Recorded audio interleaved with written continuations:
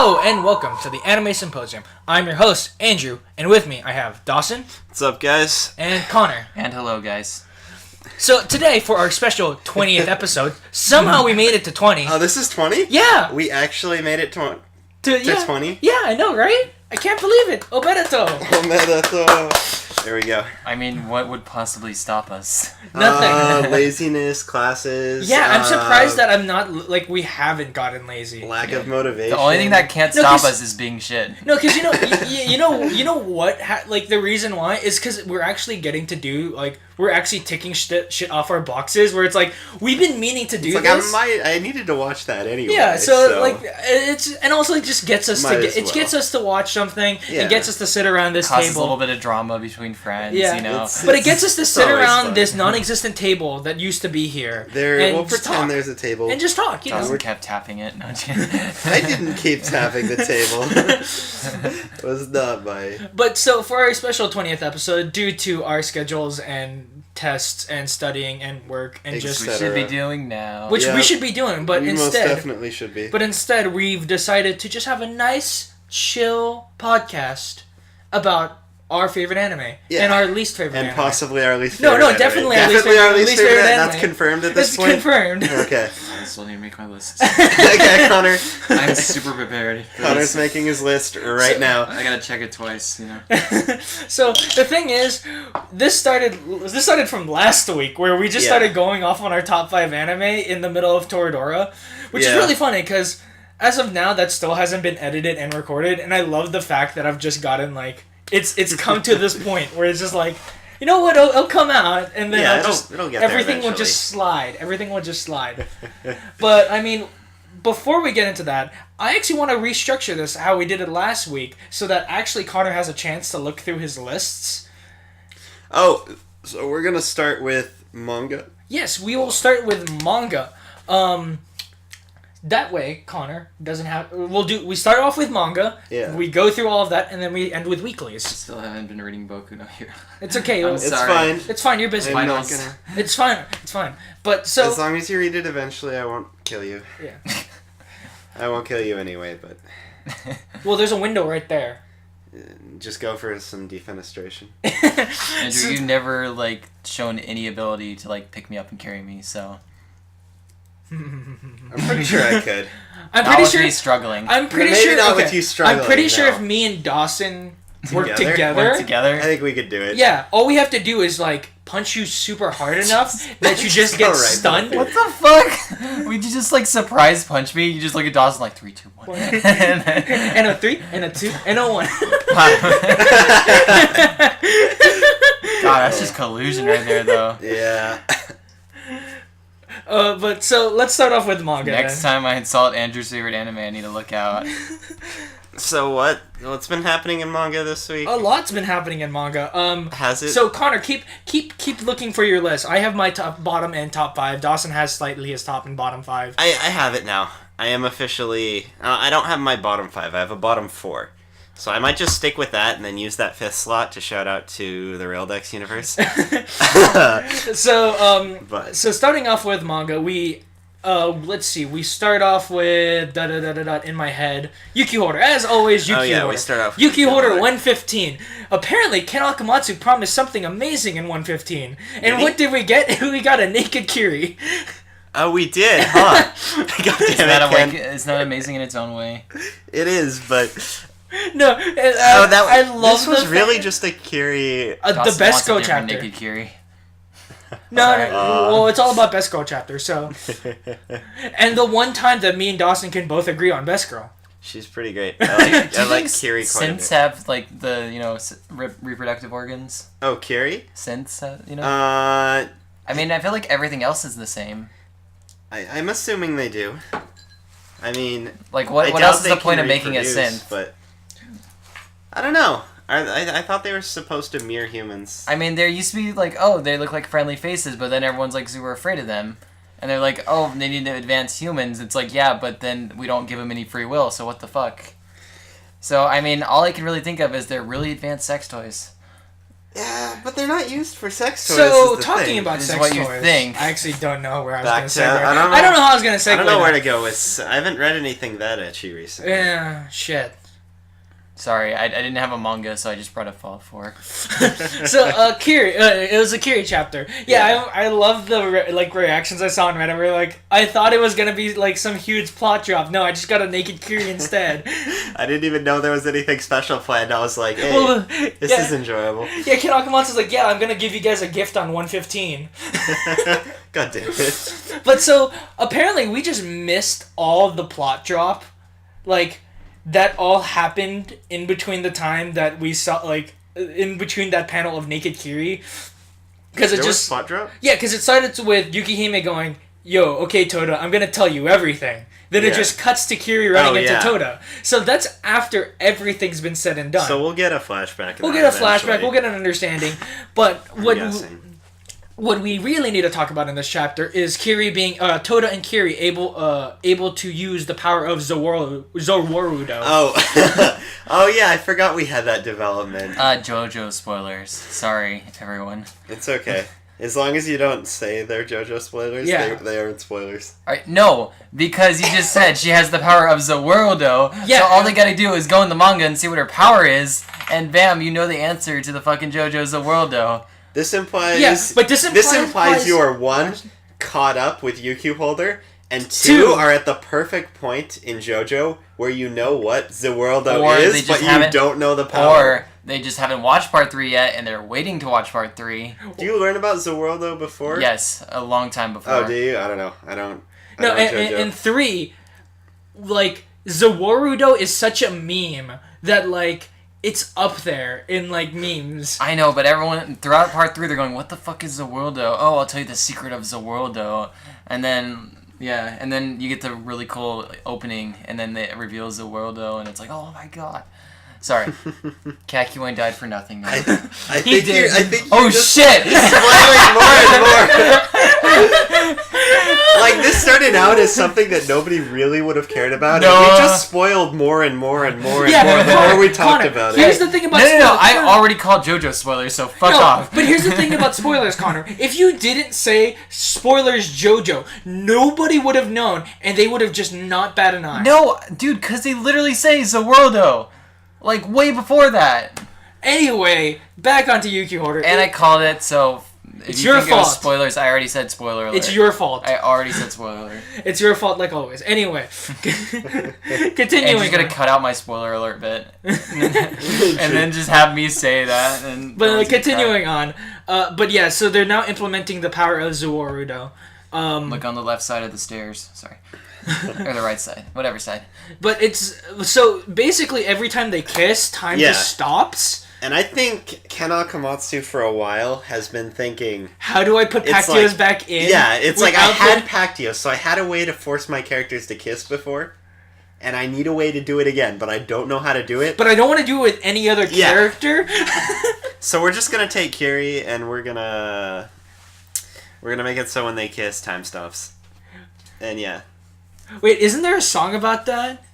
Really? Every time we kiss, no. It's every time we touch. Oh, I swear. Isn't that I swear I can fly? yeah, you're right. Never mind. time we kiss, I swear I can fly. Yeah. Oh no, I just read. You I just just swear read. you can I just fly. read another story about these two people who every time they're together, they're like time stops.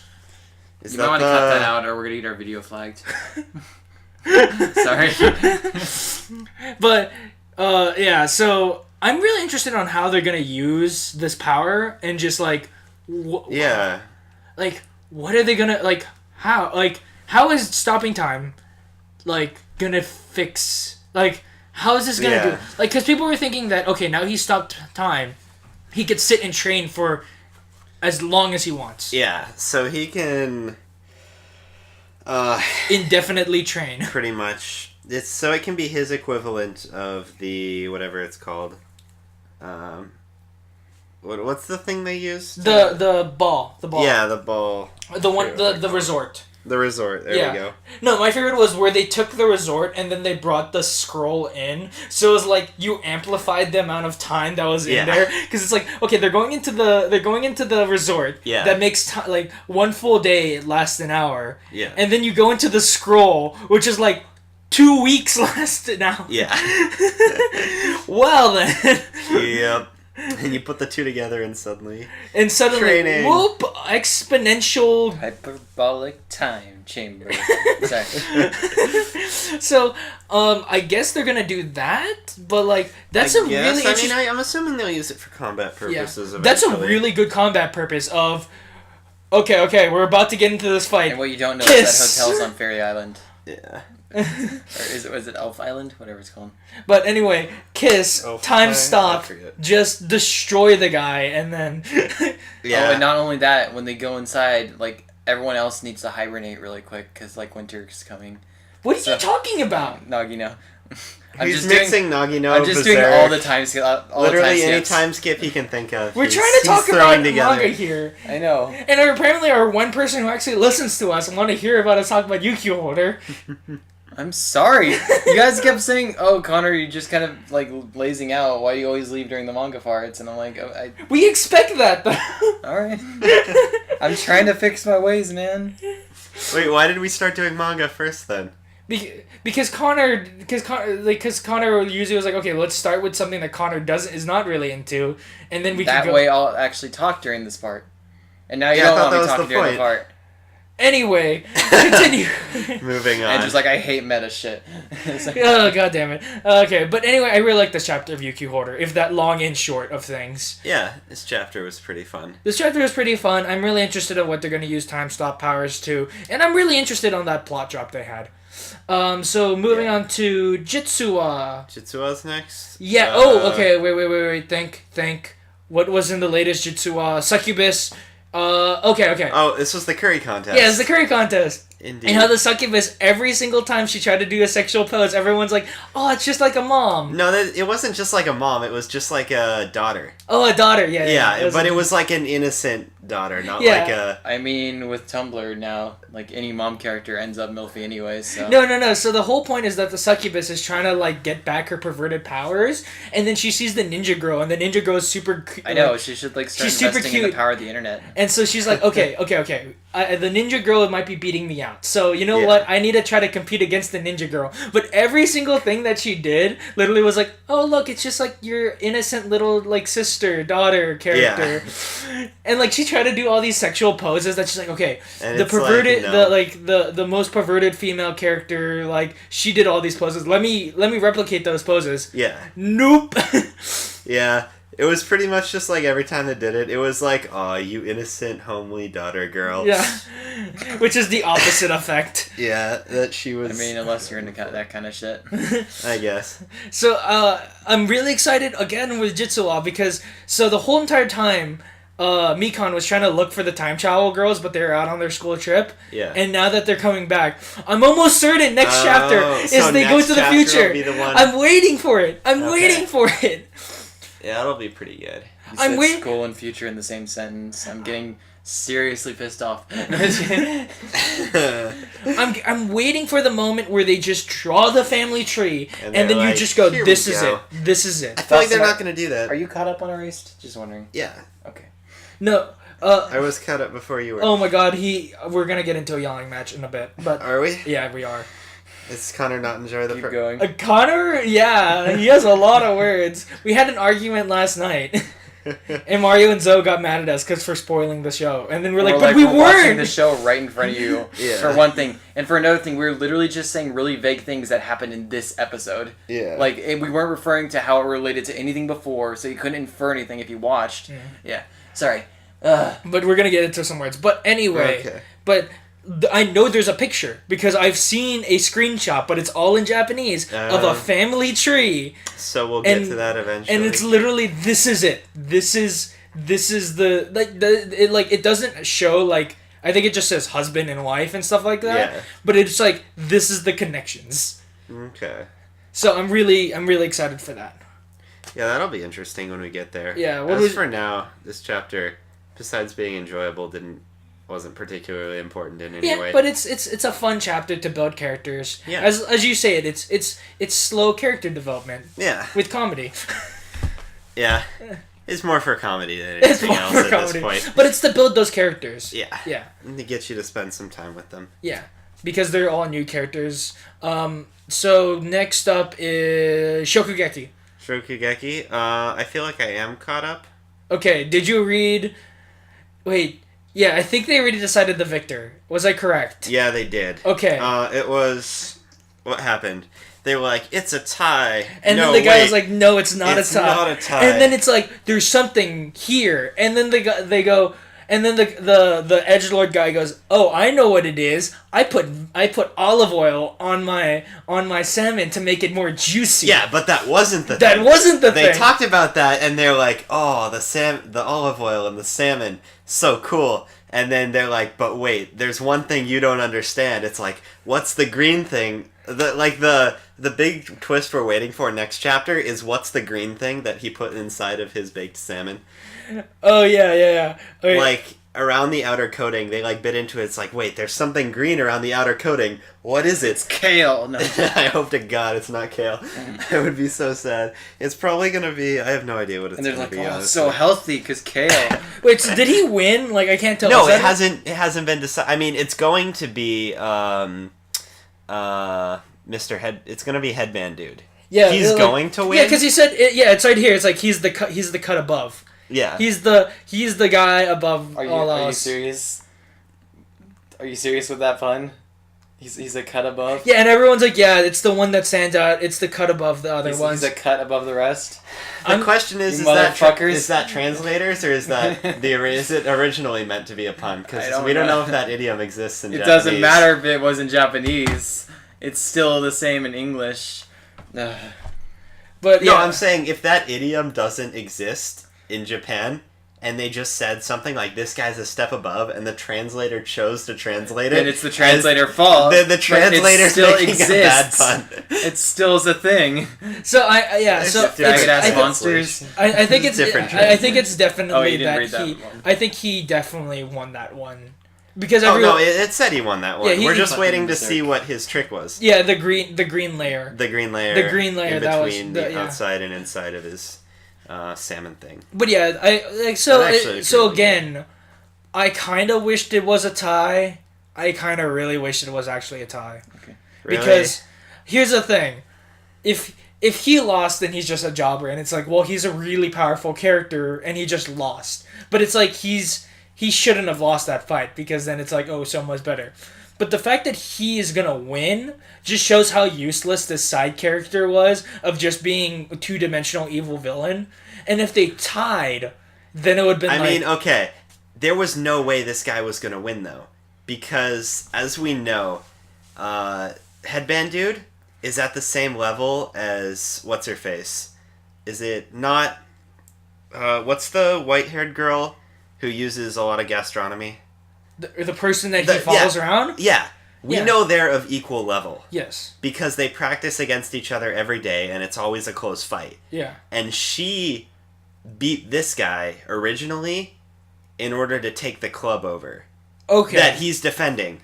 So unless this guy drastically improved between the time that she took over the club and he got in with Central, there's absolutely no way he would have won. Okay. You know, like It's the maybe way like I rock, see it. scissors, paper kind of shit. Well, it's Rock, paper, scissors. It's like if two people of equal power level fight, you're assuming if one of those people, and they're of equal power level, you're assuming if one of them can beat someone, the other person can also beat them unless they have a hard counter. necessarily. Okay. In some ways, yes, not necessarily, but in this case, specifically cooking, like... Since it's not like a theme battle, it's just like which is I mean, the theme was better. salmon, and this guy's main thing is using fish. So one, he was already at an advantage anyway, because fish is like his general field. Oh, okay, and that's the guy you expect to win? Yeah. Okay. And so I think it would have made little to no sense if it had been a tie, or if that guy had won, The green unless stuff is caviar. Caviar is Black. isn't green. There's green caviar. There's a lot of different colors of I mean, caviar. yeah. I thought it's black. I'm pretty sure it's not going to be caviar, though. Pretty sure it's not caviar. It's gonna be some sort of roe. It's going to be... What would you put on breaded salmon? It's breaded salmon. No, it's more than breaded salmon. It's like, this guy used... Oh, you know those stupid different green and types? red sprinkles that people put on the food, on Yeah. the fish here? It's totally those. No, I'm just kidding. No, those God are damn so it. bad. Why did they do that? What is that I stuff? have no idea. You think it's just some generic seasoning they buy I think from, it's like, generic Safeway? seasoning from Safeway. Mm-hmm. I'm guessing. So, oh god, Yeah, but walking away from food. Yeah, Shokugeki's still interesting. Yeah. I don't know. I think this battle is just to establish Dominance. Central Yeah. still as a threat. It's still a threat, yeah. Like, but also show that, like, 'Cause it's these not- guys can beat them. Yeah. Like, it's not to the point where... I I was would've- watching something... See, I'd rather have Italian guy go up against him and, like, tie than him win. I don't know, in, like, my head, that's how I would have, like, liked it better. I mean, what I would have liked is for Soma and and Italian guy. whatever is something weenie. Yeah, but him and them I just want going them back to go back to back together and do a duel fight against two of them and then win. Yeah, I would have preferred Because that. I think that would have just been really hype. Yeah, I think Like, that I'll take this, I'll take it as it is. and this had to end the way it did because of previously established. Because they wrote himself. He wrote himself into a corner. Yes. Yeah. But Yeah. I mean, we'll keep it's like I'm not gonna drop this. I'll just keep reading it till it's over. Should be quite a while, I feel like. Moving on to My Hero Academia. I remember this last chapter being really cool. Yeah, I think Connor should just close his ears for like the next like Oh, 5 minutes. Drink. Yeah. We're talking about One Punch Man also. Do we talk? We do talk about One Punch Man today. No, we can talk about One and One Punch. Wait, there was a new One Punch? Two new One Punch. Wait, no, Wait, there is? What? Yeah, they came out like On the very yesterday. last What? one, You sure? on this last podcast, we live read One Punch Man. Remember that? Oh, well, you guys gonna do it again? Because I swear to God, there was two new... I didn't read them because I'm not Fuck caught yeah. up. Hold on. But I swear to God, there was two new Murata chapters. 2 new Murata chapters? I think so. I don't believe you. You're I lying could to be me. wrong. Let's see. One Punch, 91 and 92 Murata. You're lying to me, Dawson. Oh, one of them's from 2 weeks ago, one of them... What was the last chapter you guys read? I'll just look at it Because right these now. might be older. I'll just look at it right now and I'll tell you Does this. this look new to you? Oh, that definitely looks new to me. That definitely is new. Oh man, this live read right now. Oh, this live read right now. Oh my god. Okay, wait. Okay, question. Wait, Is this one new? Don't read it until we'll read it live. Okay. Is this new or is this old? Scroll down. Yeah, that's all. That's old? Yeah. Okay, so Okay. there's one new one. So moving on to My Hero Academia. You're So gonna have a lot to tell of- me what happens. So they drop down and then they're like, "Yo, man!" So it was literally that guy's power he's a magician. So he had exactly the power we thought he did, Yeah. and he compressed them down. But he wasn't holding him in his hands. He had Oh him in yeah, his mouth. he the had whole- him in his mouth the whole time. He's a magician, And so then- misdirection. and then he gets out, and then they're able to save Todoroki at the last minute, Yeah. but they couldn't save Byakuga. Yeah, Kasha. Kachan. But I really like the part where he goes, "Stay away, don't," He's because like, yeah. don't like stay back, which can be put told in multiple different ways. Yeah. And a lot of people have put a lot of interpretation to this line. Yeah. Of like it's him going. Him being a hero, like, don't sacrifice yourself, Yeah. to him being like, I don't want you to save me, fuck off. I'm pretty sure it's I don't want you to save me, fuck off. Okay, because a lot of people are like, this is the most heroic moment in My Hero Academia. Like, a lot of people are, like, praising this moment as the Dude, one... screw that. Kachan's like pissed that he's like, no, I can't have Deku save me. Like, that would just hurt too much for him and piss him off too much. Again, I feel like we would have to wait on that, because it could have been either way. Because I can't... I'm gonna be really surprised if it's not fuck off, I don't want you to be the one who saves me. I mean, he's the sort of character that doesn't want anyone to save him. Uh-huh. Like, as much as it can be taken in a heroic manner, I'm pretty sure the entire point of his character is that even though he'll do some heroic things, it's all for his own pride. Mm-hmm. Like, that's what really matters to Kachan, is he's super proud and decently assholish because of it, but that's what makes him interesting. I don't know. I'll be surprised if it's like, no, I didn't want you to hurt yourself coming after me, sort of thing. I really like the part where a lot of people started drawing Naruto parallels here, and then people also like downvoting them. Like, there was a lot of people who didn't like this chapter because they're like, "Oh, this is just Naruto," and then a lot of people were like, "No, but this isn't Naruto. This is like Naruto, but isn't Naruto." Because this I have zero comments. So the reason why I haven't read any. Okay, so this is the equivalence of like. What me and Connor pride as the Sound 4 fights. Yeah. Connor, you should step out for like another minute. But this is what we call the Sound 4 fights, where the Sound 4 fights is basically the quote-unquote Sasuke rescue arc, where Sasuke goes and basically betrays his village and just like goes, okay, I'm going to go with you, Orochimaru. I'm just going to go peace out and just leave everybody. Yeah.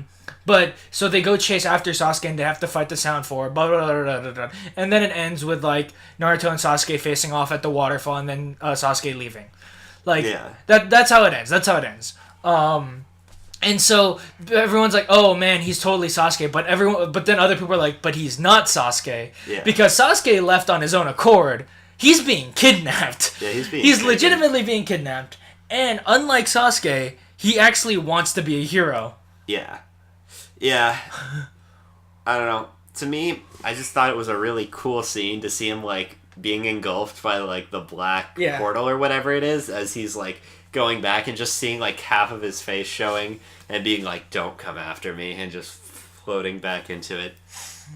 Oh, it was pretty badass. But yeah, I mean, a lot of people are like paralleling this to Naruto, and everyone's like, no, but shut up, though. Which I understand where the Naruto parallels are created, because I knew that if they ended with this, with him being kidnapped, people would be like, oh, this is just Sasuke rescue arc. But I really greatly enjoyed this better, in a way. Well, the Naruto, that's like the epitome of what Naruto was right there.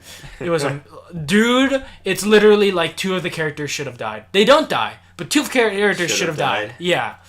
But basically, him being taken away is now the next plot point of, okay, we need to find a way to get Kachan back. Now let me just call Connor back. Hey, did you read the 2 new chapters of Koiso? What?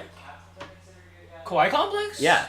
There was 2 new There's chapters? 2 new chapters. What? I couldn't read the newest one because Crunchyroll wouldn't let me, but there's 2 new chapters. Are you shitting me? Dude, I sent you a message at some point. I was like, Andrew, there are 2 new chapters that'll make your day. I didn't. I assumed you would have noticed. I assumed you meant that it was Boku, like My Hero Academia No. and Shingeki no Soma. No, there was 2 new chapters of Kawaii Complex. What? One second. Connie, come back. What? I don't call. I call bullshit. I call bullshit. 2 new chapters on Crunchyroll. Holy shit! Dude, you're slacking on manga this week, Andrew. Oh god, I'm gonna have to read this and just have a good time in my life. Okay. So, well, they're reading. I started reading. This is the first time I'm reading a light novel that hasn't been adapted into an anime yet. So it'll be pretty interesting. It's what's it called? Arrow Manga Sensei, which is by the same author of My Little Sister Can't Possibly Be This Cute. Well, shit, now I have to. Now I know. I think there's currently 4 English volumes translated, but I can only find 2 of them because a lot of them got taken down. So it makes things complicated, but I finished the first volume, and it's actually pretty enjoyable.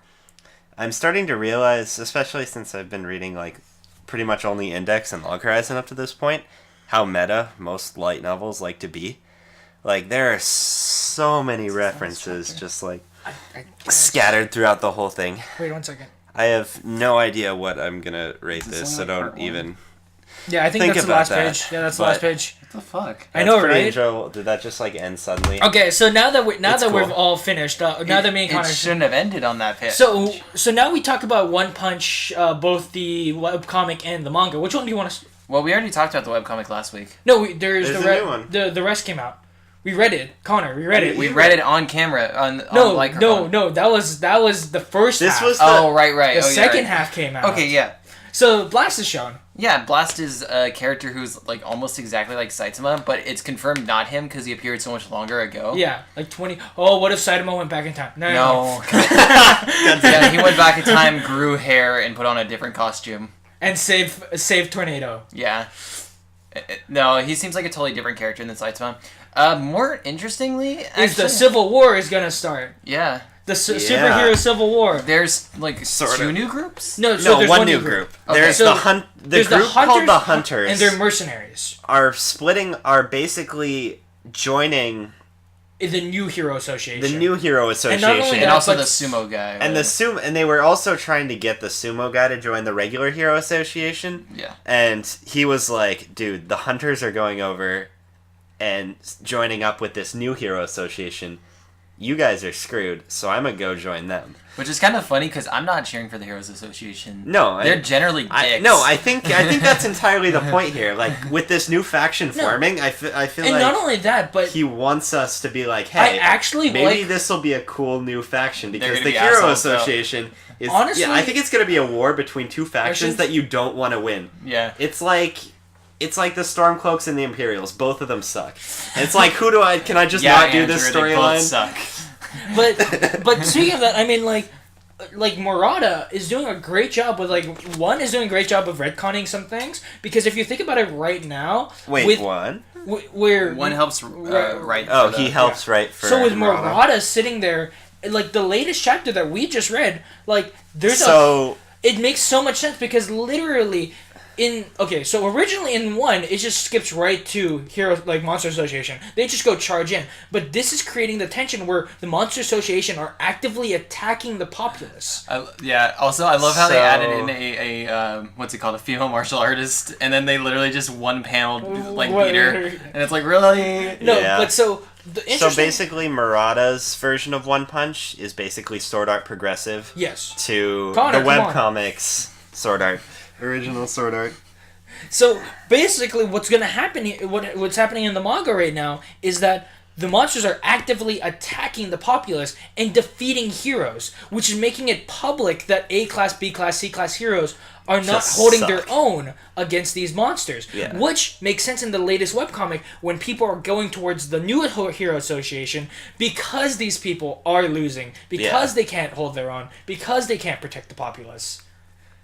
This is really interesting because I'm like, this seems like a time when you're like, oh no, this new group that's full of imposters and they're gonna screw over the Heroes Association. These are like the new enemies. It's like I really don't give a fuck about the Hero Association. Yeah. I'm really liking this. With Murata writing at the same time as 1, it's like we read something, we see something that Murata did, and it's like, yo, 1 is legitimately retconning for here's the thing. For new things. I do not want it to be like, oh, a shit ton of heroes are moving over to that side, and that's where the challenge is. I want it to be new people in the new association. Okay, I mean, that's what it currently is. Interesting. Like, I feel like we're going to get 1 or 2 heroes that move over, but I don't think there's going to be a lot of them. I don't mind, 1 or 2 heroes moving over, but I feel like a lot of them won't want to lose their rankings. Yeah, exactly. Plus, I'm pretty sure they're allowed to do whatever the fuck they want. So, most people are like, I don't mind the benefits of Hero Association. Freaking, what's his called? Metal Knight's just been able to do whatever the fuck he wanted to. Yeah, wasn't the last panel of the one comic Genos? Yeah. Well, and the guy was like, hey. We're in talks with Genos right now.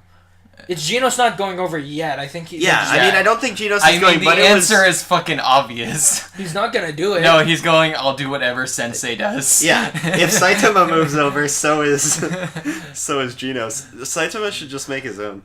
Saitama. No, see, Saitama literally is only in the Hero Association for the benefit of he can become popular. Yeah. No, just so he can get money and live. No, literally, you remember why he joined the Hero Association, right? He's like, wait, is that why nobody knows me? Yeah. Because I'm not in the Hero Association? Let's go, Genos. I have work to do. He still doesn't get paid that much, it seems. He's an A-class hero. I know, it's weird. He's the definition of an S-class hero. Oh, wait, actually, doesn't he get, free housing now? Yeah, you get free housing. Free housing in a super secure community full of A-class heroes who everyone now thinks are failing. Oh, dude, it's actually Saitama's fault right now, by the way.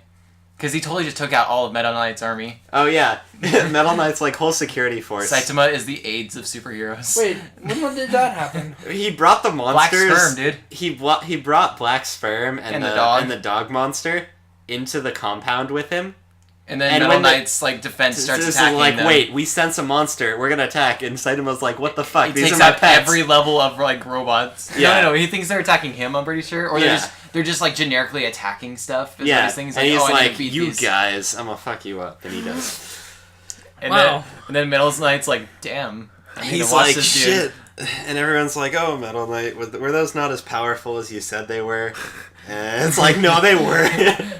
It was just Saitama. So, okay, now that we're fully caught up with manga, are we? You didn't read Kawaii. No, don't, just shut up. So we can't Shut talk up. about Who that. do you want to fight? Genius or what's it called? Oh my god, Metal Knight or Genius? Shut up, Oh, Dawson. Kid Genius? Or whatever his No, face is? Genius. Like The guy who cloned himself. episode 2. What? Episode 2 Genius. Mosquito Girl, Beetle, infinite clones of himself. Oh, those guys? Yeah. Because he was seen as, like, almost as powerful as Monster Association or something. Yeah. Like, just because he had... Well, I don't know. almost as powerful, meaning, like, he had one member who could have, like, who was a dragon. Yeah. I don't know. I think Metal Knight could win. They keep calling him, like, super Oh, I'm powerful. pretty sure Metal Knight could win. Yeah, I think he could. Can't wait for Mecha Boros. Because the only problem Genos had was against, what's it called? Whatever its name is. Beetle dude? I still, like, thoroughly believe we're going to see Boros again because of Almost Metal definitely. Knight. Because, literally, you have Boros' corpse just laying out there, and you have Metal Knight taking everything from the base. Do you really think he's not going to use Boros' corpse for something? No, he most definitely is. Anyway, so we're not done talking about manga. Oh, I read that sweet, in terms of manga that I've read, Oh, yeah. I already talked about the light novel. Is that the one that has a 5 score on it that you're about to talk about? Which one? No, that's a super ecchi one that I read from time to time. It doesn't publish very often, which is sad. Speaking of ecchi, It's actually, like, pretty damn good ecchi. one of my favorite But- episodes. Not yet, Connor. I can't.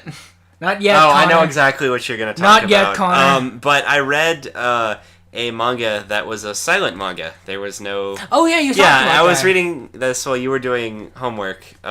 You can read this shit really fast. Wait. Did you just say a silent manga? Yeah. Yeah. Do you? Oh, you mean like no text? Yeah, no text. I was about to say, I'm like, that's kind of redundant, Dawson. I know. So the best chapter of Naruto. No, Every manga that I open up screams at me, you know? yeah. It's a real problem sometimes. Like, I tried to Yeah, read this dude, stuff in secret in the the- middle of just- class and just... I do have to say, there's only one chapter of Naruto in Shippuden that I could like honestly say is the best chapter of Naruto, and it's the silent chapter of Naruto.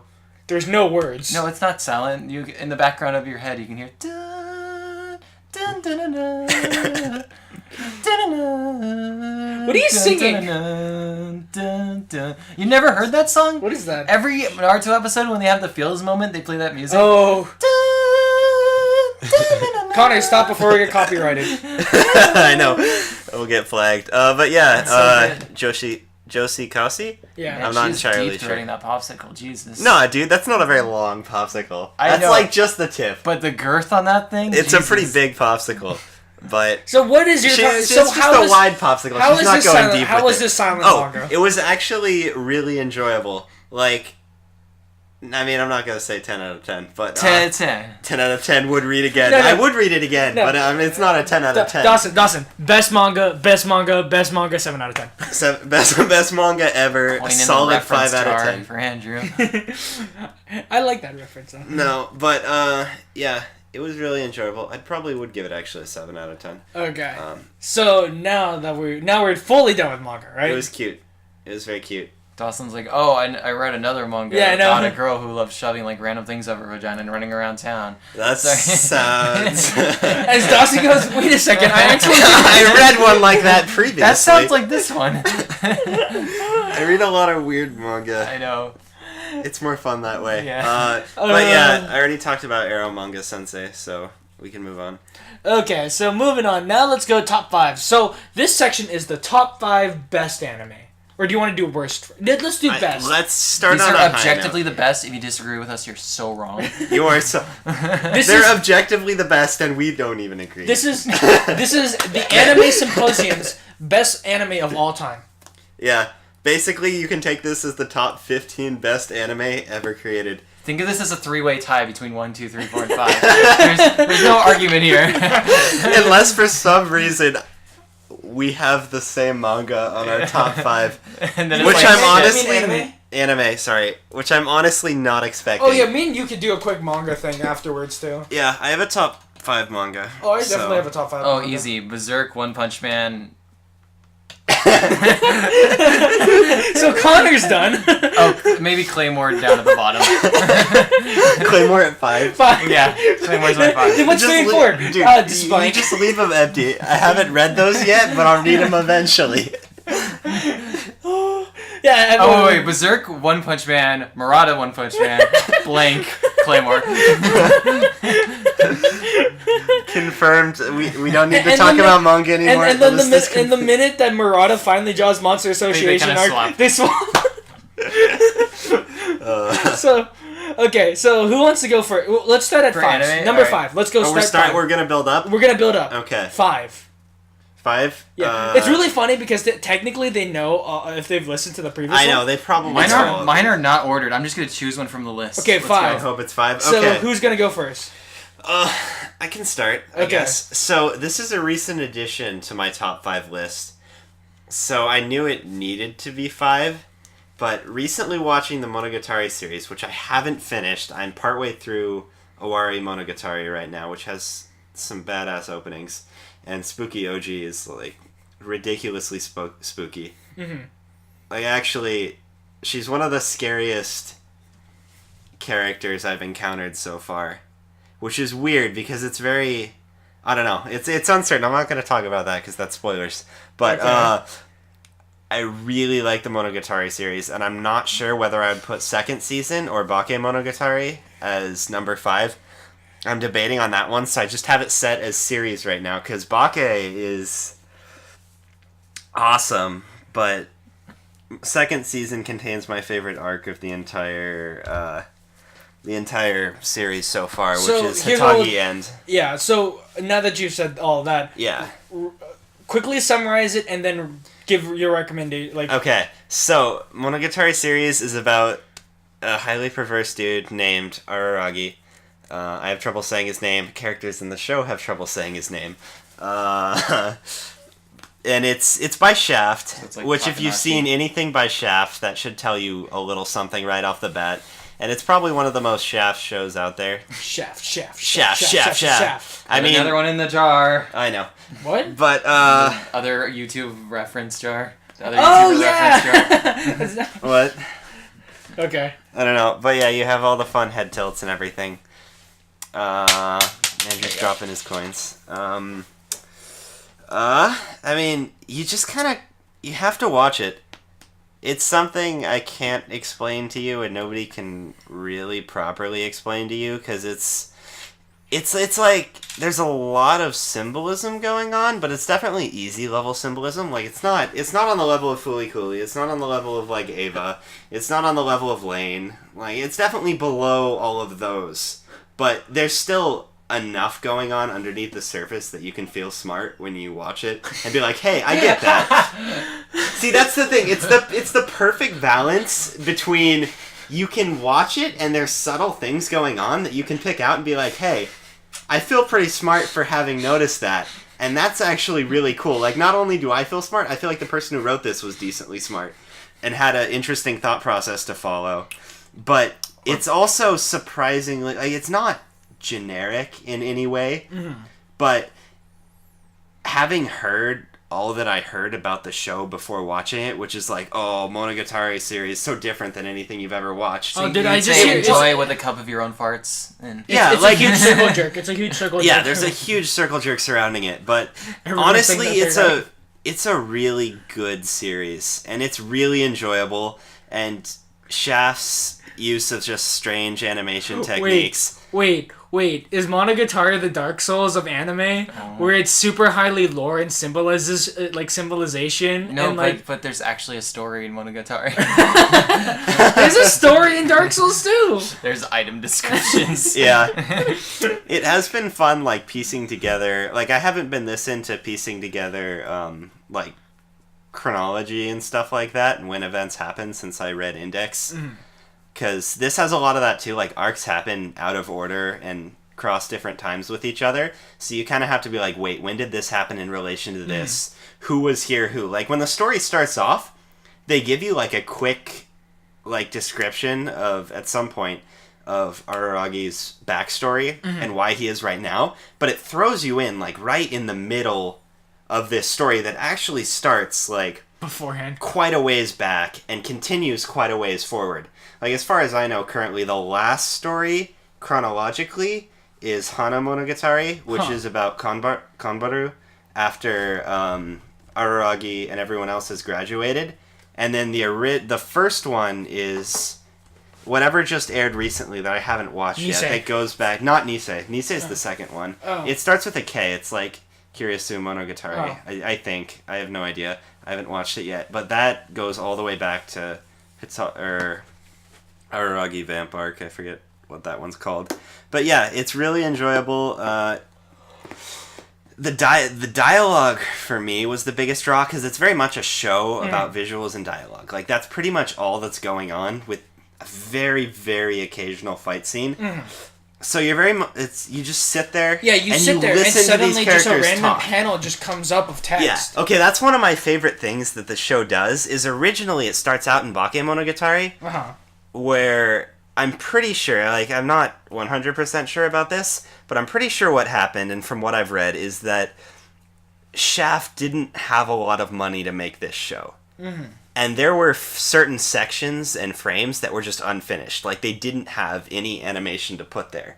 So what they did is they left it blank, and it's just it flashes for a second onto a black frame that says black frame. Blank, blank, blank. Black frame number blank. This goes here. And it doesn't even say, like, it's a reference to what would go there. Okay. Like, it doesn't say anything the the watcher can figure out. It's just a black frame of missing animation, which, one, gives it, like, this really weird style. It's a very weird stylistic choice, and it comes off as being, instead of coming off as incomplete, it comes off as...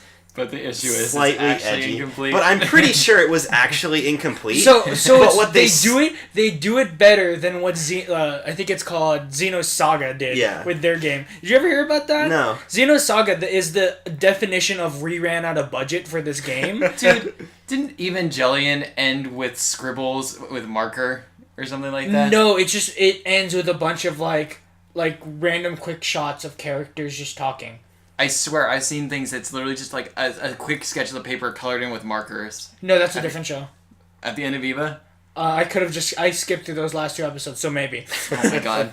So, but basically, Xenosaga is the definition of a video game that's unfinished. Yeah. Where there's a section I've only heard about this, but I think it's in the second game.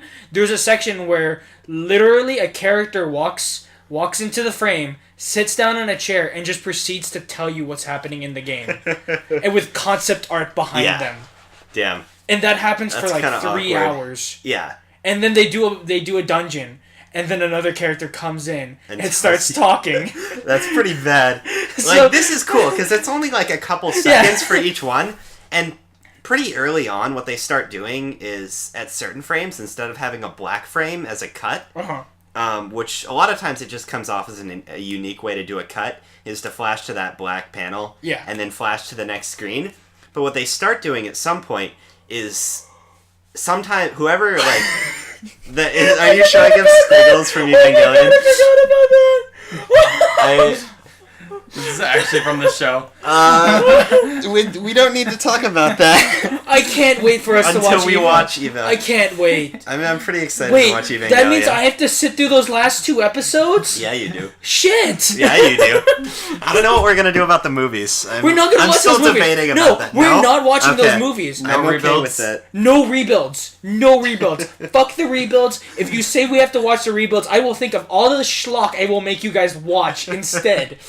Okay, we won't watch the rebuilds. But at some point, pretty early on, it starts to, instead of sometimes when it would flash to black screens, it flashes to written out the character's thoughts, whoever's the main character you're following at that point is. So it's a really interesting effect, because usually within an anime, there's no real way to show what the character's thinking besides what they say, or having like a voiceover narration, and which I think is...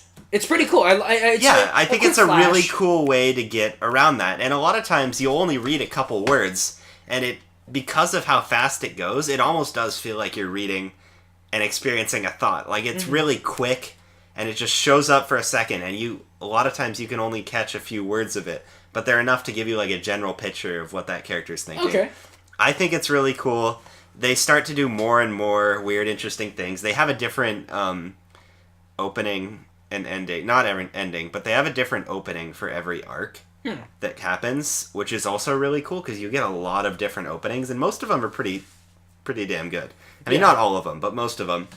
So yeah, I really like the Monogatari series. So that's Dawson's number 5. I'll give you, honestly, I'll probably do like a full single me video talking about this at some point when I finally finish it. I was about to say it's just me and Connor leave the room for like 10 minutes as and Dawson just talks about it. Yeah. Honestly, I'll finish it over spring break and I'll just do my own video. Dawson will actually put like imagery over it and make it look really nice. It's gonna be badass. And then his mic won't cut out halfway through. Yeah, I know. Rip Andrew's video. The infamous video that no one has ever seen. It's not even on YouTube. Dude. It's on like Dailymotion or something. No, you have to understand. This season's so meh. I was planning on making an openings video for this season. Nah. Yeah. Oh, yeah, but to get down to the recommendation on this, so we can move on past this, because I've talked about this for quite a while. We should talk about top openings at the end of this one, too. No, that's another day. Okay. That's another day we will do that. Because I have a top ED list right now, but I don't have a top... that's... For the season wrap-up, we should do that. Yeah, we'll do it when we do the review on Erased. Okay. No, yeah. I was about to say, that's another day where we just need to fill time. Yeah. Okay. If you really enjoy interesting character dialogue, it's not at all realistic, but it's extremely enjoyable to read. Okay. If you like that sort of dialogue, like hot girls who have really witty dialogues with the main character, that's what the Monogatari series is pretty much. Okay. More than anything else. If you like that, watch it. I recommend it. Okay, so give it a second shot if you try. Oh my god. Okay, I'm sorry. I'm done. You guys can let's start speeding these up because that took way too long. That was its own personal review. Half of that wasn't even me talking about the series, though. That was you talking about its animation. No, I mean, not even that. You guys started talking about random shit, like Evangelion and your game and whatever. I mean, it's relevant. Dawson spent 5 minutes talking about how nice the art was. Sorry. I'm joking. Anyway, I didn't talk that long. I'm joking. I talked about their budget problems. Here's the contrast from Dawson to Andrew, because mine's going to be really quick, because we did a whole video on this already. Oh, yeah. My number 5 is obviously Working. A great anime that we had a very long, extensive talk about. Yeah. You could go watch that somewhere over there. And also, it's one of those shows that actually, like, it ends, and I'm like, I'm really satisfied with that ending. Thank you for ending this show. Thank you for not overstaying your welcome, and it ends. And, like, it even wraps up all the plot points, and everything just is, like, tied up all nicely. Yeah, it has a nice bow on top of it. Yeah, there's a nice package called Working, and you could just give it to somebody. Yeah, and you're like, here. Watch this. Don't worry, it's finished. Yeah, and as we've discussed this, like, it's animes that are in my top 5 is something that I've seen on multiple times. I've come to the conclusion that I really enjoy this and stuff like that. Yeah. And it's beat out other things. Like, I think it beat out, Orima was 6. Yeah. And then I moved Speedgrapher to 10. Yeah, Speedgrapher used to be in this spot, and then I decided Speedgrapher is my gatekeeper. For the 10 and up. And I mean, I'll do a special shout out to my, number 6 spot, which is, Okay, my number 7 spot, because number 6 is still Orim. No, I think I'm number 7. My number Orim 6 dropped spot, to 7. my number 7 spot, which is Durarara and Bakano, but you guys could hear me talk about that at length at every single time we have. Oh, I'll be mentioning Bakano later. And we haven't talked about it yet, so... Yeah. I always put those two together just because it's the same writer, same style, and stuff like I that. think they're very different. They're very different shows, but it gets around me having 2 different spots. You don't have to rate them separately. I will give that Durara has a much better opening than Bakano, in my opinion. No.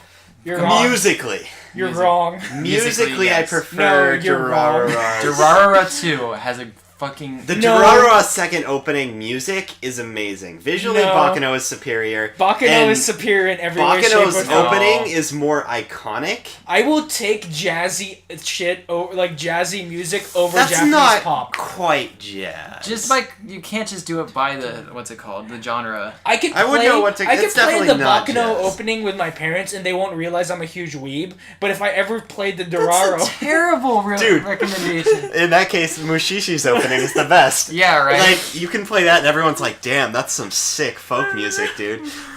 Quit spoiling my list, you asshole. I know. We're just fucking with Connor here. but yeah, I mean, I'll hop on the Bakano train when Connor talks about them. Oh, speaking of another thing that has, like, American-ass OPs and EDs, I'd like to give a really, really quick, what's it called? Fucking hell. Shout out. Sorta. I guess shout out will do because I forgot what it's called. Honorable mention to JoJo Part 2 because it has Part 1 latched to it. It's not in my top 5. But both of them do have one of the best EDs ever. Which is not an anime song at all, but whatever. It works perfectly and it always bleeds in really well. Okay, so my number 5. I guess I'm just done then. My number 5 is the show. Sorry. Oh, I'm sorry. I didn't know that was part of yours. My number 5 is a show that kind of like really hit me when I was a teenager, but I don't think I could watch it again. Demon King Dami. No, fuck that. Number 5 confirmed. Yes. No, but it's just because, like, I don't find myself in that position anymore where I'm kind of questioning what I want to do with my life. Like, what's the meaning of it all? Oh, okay. Why am I, like, so bad in public with people? So, Welcome to the NHK definitely has that. It's a pretty well self-contained story. The characters are all interesting in their own ways. And, like, it has a lot of really interesting symbolism and crazy, like, shit going off the charts. Like, his fucking furniture starts talking to him. Like, when he starts falling for a girl, he thinks she's, like, conspiring against him. So you see her turn into, like, a monster where, like, fucking swords are coming out of her body. She has, like, a giant snake tail and shit coming out. It's just this crazy, like, psychedelic experience. And it really helps, like, capture how the character's feeling. And it like, has a lot of talk about, like, society and how people are kind of locked up into their own houses because of, like, issues with society. And while it's super depressing at some points, it has a lot of really unique humor that I felt like scratches like a lot of itches like other humor just doesn't ever touch. So I would definitely recommend that. It's really well put together. I've recommended it to 1 or 2 people who also enjoyed it. So yeah, it's my top 5. Yeah, and I think me and Dawson are adamantly just not deciding to watch that. Welcome to the I feel like that requires a specific mindset for it to like properly resonate with me. So I'm waiting until. So please, Connor, I for fall your into week, that mindset. we've already decided do not do NHK. Oh, we're probably doing one of my other ones that's coming up. So go ahead, Dawson. Sweet. Coming into number We'll give you 4. Psychopaths. That's on mine. No, I'd rather not. I'll watch that. I'd rather not. A lot of people like Psychopaths. I'd rather not. I is feel something- betrayed by Psychopaths. I'd rather because not. of season 2. I'd rather because not. fuck season 2 and fuck teasing us with like the best character and killing her off in like episode 4. Okay. Fuck that. No, Spoilers. No, fuck that. I am not stealing for this show. The show can burn. no. This is the list of Connor's recommendations that I will watch. Kaiji being the top because I've been meaning to watch. Fuck that. you. then Like you said, 4 out of my 5. that's your fault. Oh wait, do you want me to name number 5 then? Because I could probably throw it out there. But Kaiji being like number 1, and then like possibly Akame ga Kill, and then like Welcome to the NHK, and then like Psychopaths. Like those are the. Notice I didn't say anything for Akame ga Kill. That's just not on my list. It better not be. So Dawson, move on. Yeah, for number 4, speaking of symbolism, Fooly Cooly is my number 4. Mainly, the number 1 reason Fooly Cooly is number 4, and this is probably not a good reason, but it has the godliest soundtrack. That's the only reason I'm taking from you, honestly. Yeah. So No, there's more. There's a lot more than that. I know. That alone is not enough Yeah. for it to be number 4. But it has my favorite soundtrack of any show I've ever watched. Not even just. Okay, maybe that's a little much, but if anime for sure, it's definitely number 1 soundtrack of all time. The pillows are amazing, and because it's one band doing the entire thing, and it really. Instead of sounding like repetitive, like you're listening to the same shit over and over again, it all retains the same style while still being different enough to be interesting. Plus they use this weird blend of like Japanese and English lyrics that also hits well. I don't know, there's a lot of scenes in Fooly Cooly that would not be as cool if it wasn't backed by the music. Just for that, reference between that, Cowboy Bebop, and Kekai Sensen's soundtracks. Soundtrack? Fooly Cooly tops them. No, I know. I mean, like, how close is it? How close is it? It's what's your ranking on those 3? Kekai I mean, my number 1. second favorite soundtrack, and this is slight spoilers for later on. Oh, my then list. don't. Okay, But just those 3. Just those 3. Because like It's been too long since I've watched Cowboy Bebop. Okay. To rate, because I remember the OP and ED, both of which are amazing and really well done. Like, I love Old Folk Blues, and then Tank is just like super iconic. Plus, it's got the sweet like James Bond styled opening. But I don't remember enough about the rest of the soundtrack to actually rate that.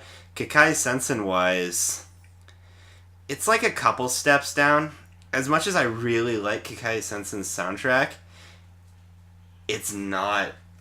I don't know. It's very disjointed. No, yeah, I mean, it definitely agree. mirrors the show. I love the show is pretty I disjointed in and of itself. adore Kekai Sensen's Yeah. OST. You know me. I literally play You listen to it all the time. I listen to it all the time. And then rewatching the show, I'm like, wait, that's where they put that song? That's It's amazing. like, oh shit. But even I can say, like, Yeah. who's listened to it probably like hundreds of times since we've watched that show, like, Yeah. it's not that great. It's very disjointed, and there's a lot of songs that I could just skip to the next one because I'm just like not into that. The one soundtrack, like, if I had to rate soundtracks right now, it's like Kekai Sensen's like Here, and then Air Gear. Nobody like, can see where your hands are. Andrew. I don't care. You guys have the limit, but like Air Gear. he put his hand a little bit higher for Air Gear. Air Gear. No, Air. It was like Here, belt Here. level to head level. Yeah. Air Gear is is a the soundtrack difference. that I could just listen, and I think Air Gear's got a really good sound. like Air Gear is like That's the best part of the show. No, it's definitely is. It's like literally Along with the sweet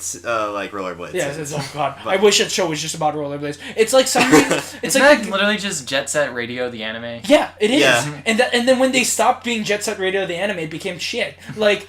Honestly, like, I really enjoy that soundtrack because it's literally somebody listened to Jet Set Radio and went, I could make, you know, an OST. I could write a manga about this. No, it's not even that. I could write an OST very similar to this. And Yeah. then wrote it, and then somebody goes, so I wrote this thing called Air Gear. Perfect, here. Let's just stick these together. And it's like, Air Gear soundtrack, top tier for me.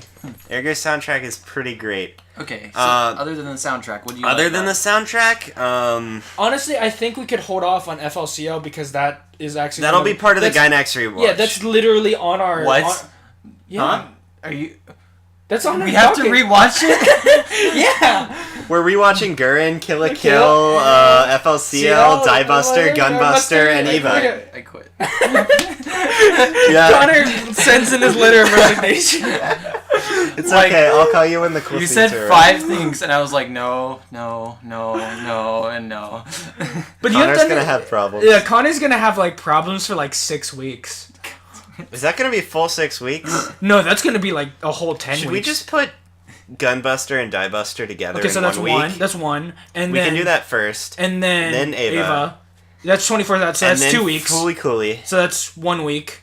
And then Gurren. Gurren, that's 2 weeks. And then Kill la Kill. that's 2 weeks. Connor's dying. You know, I chose Yu Yu Hakusho over Gurren, right?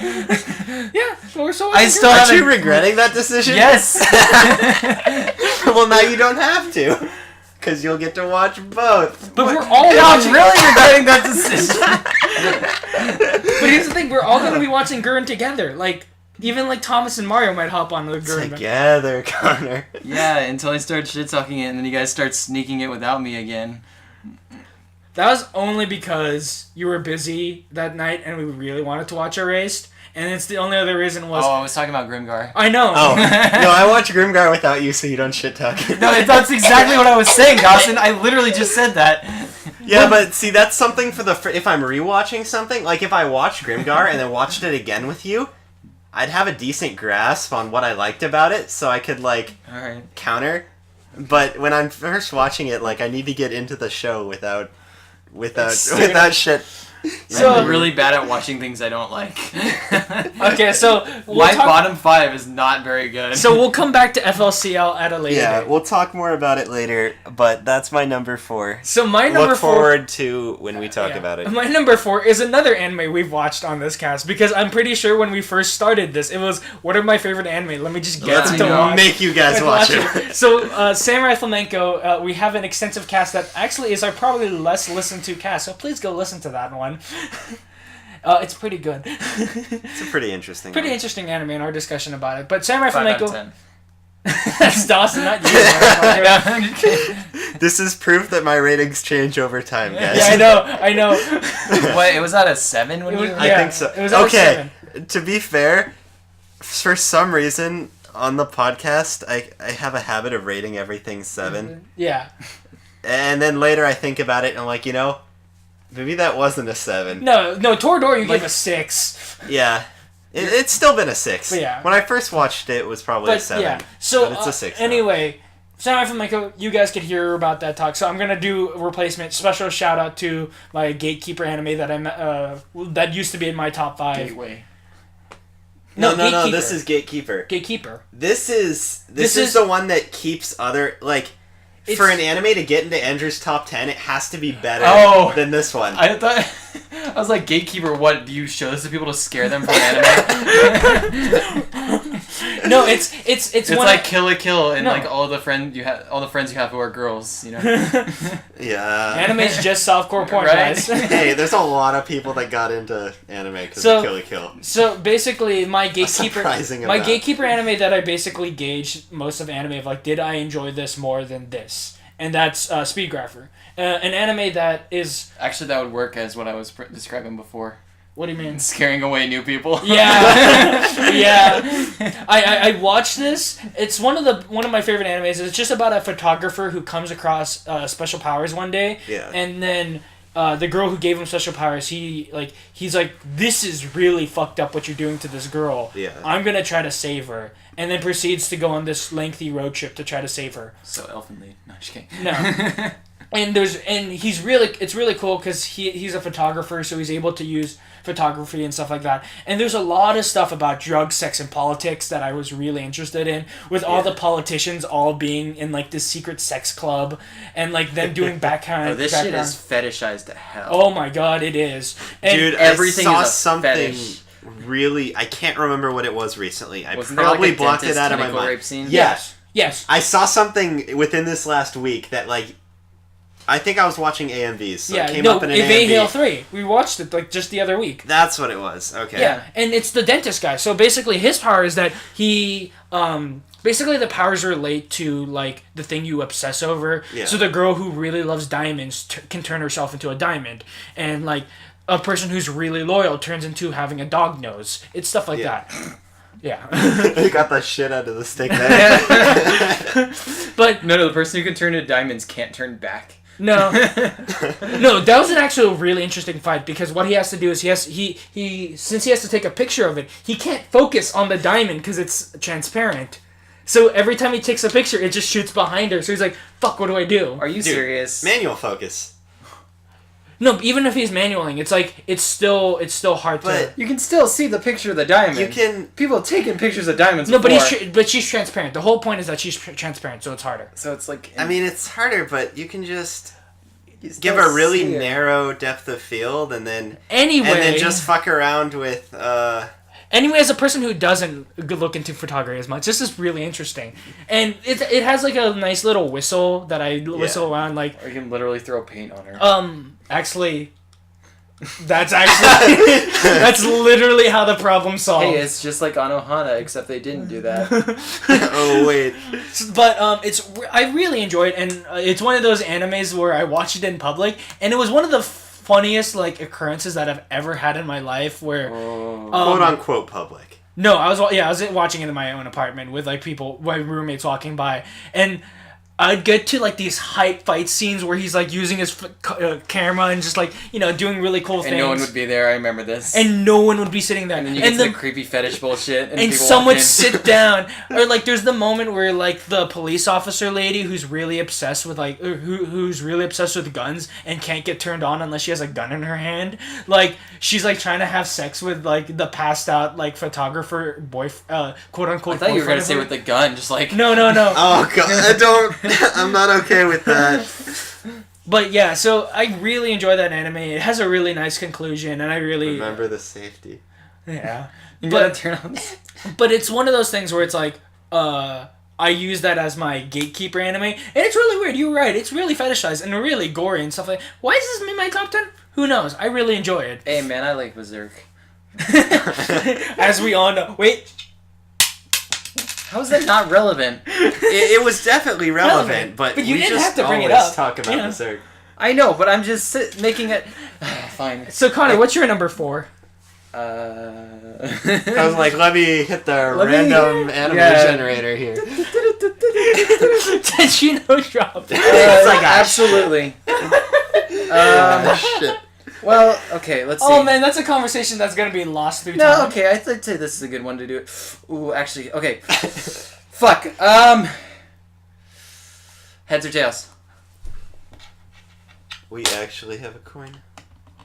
The coin's gone. Andrew lost it. It's tails. Mushishi.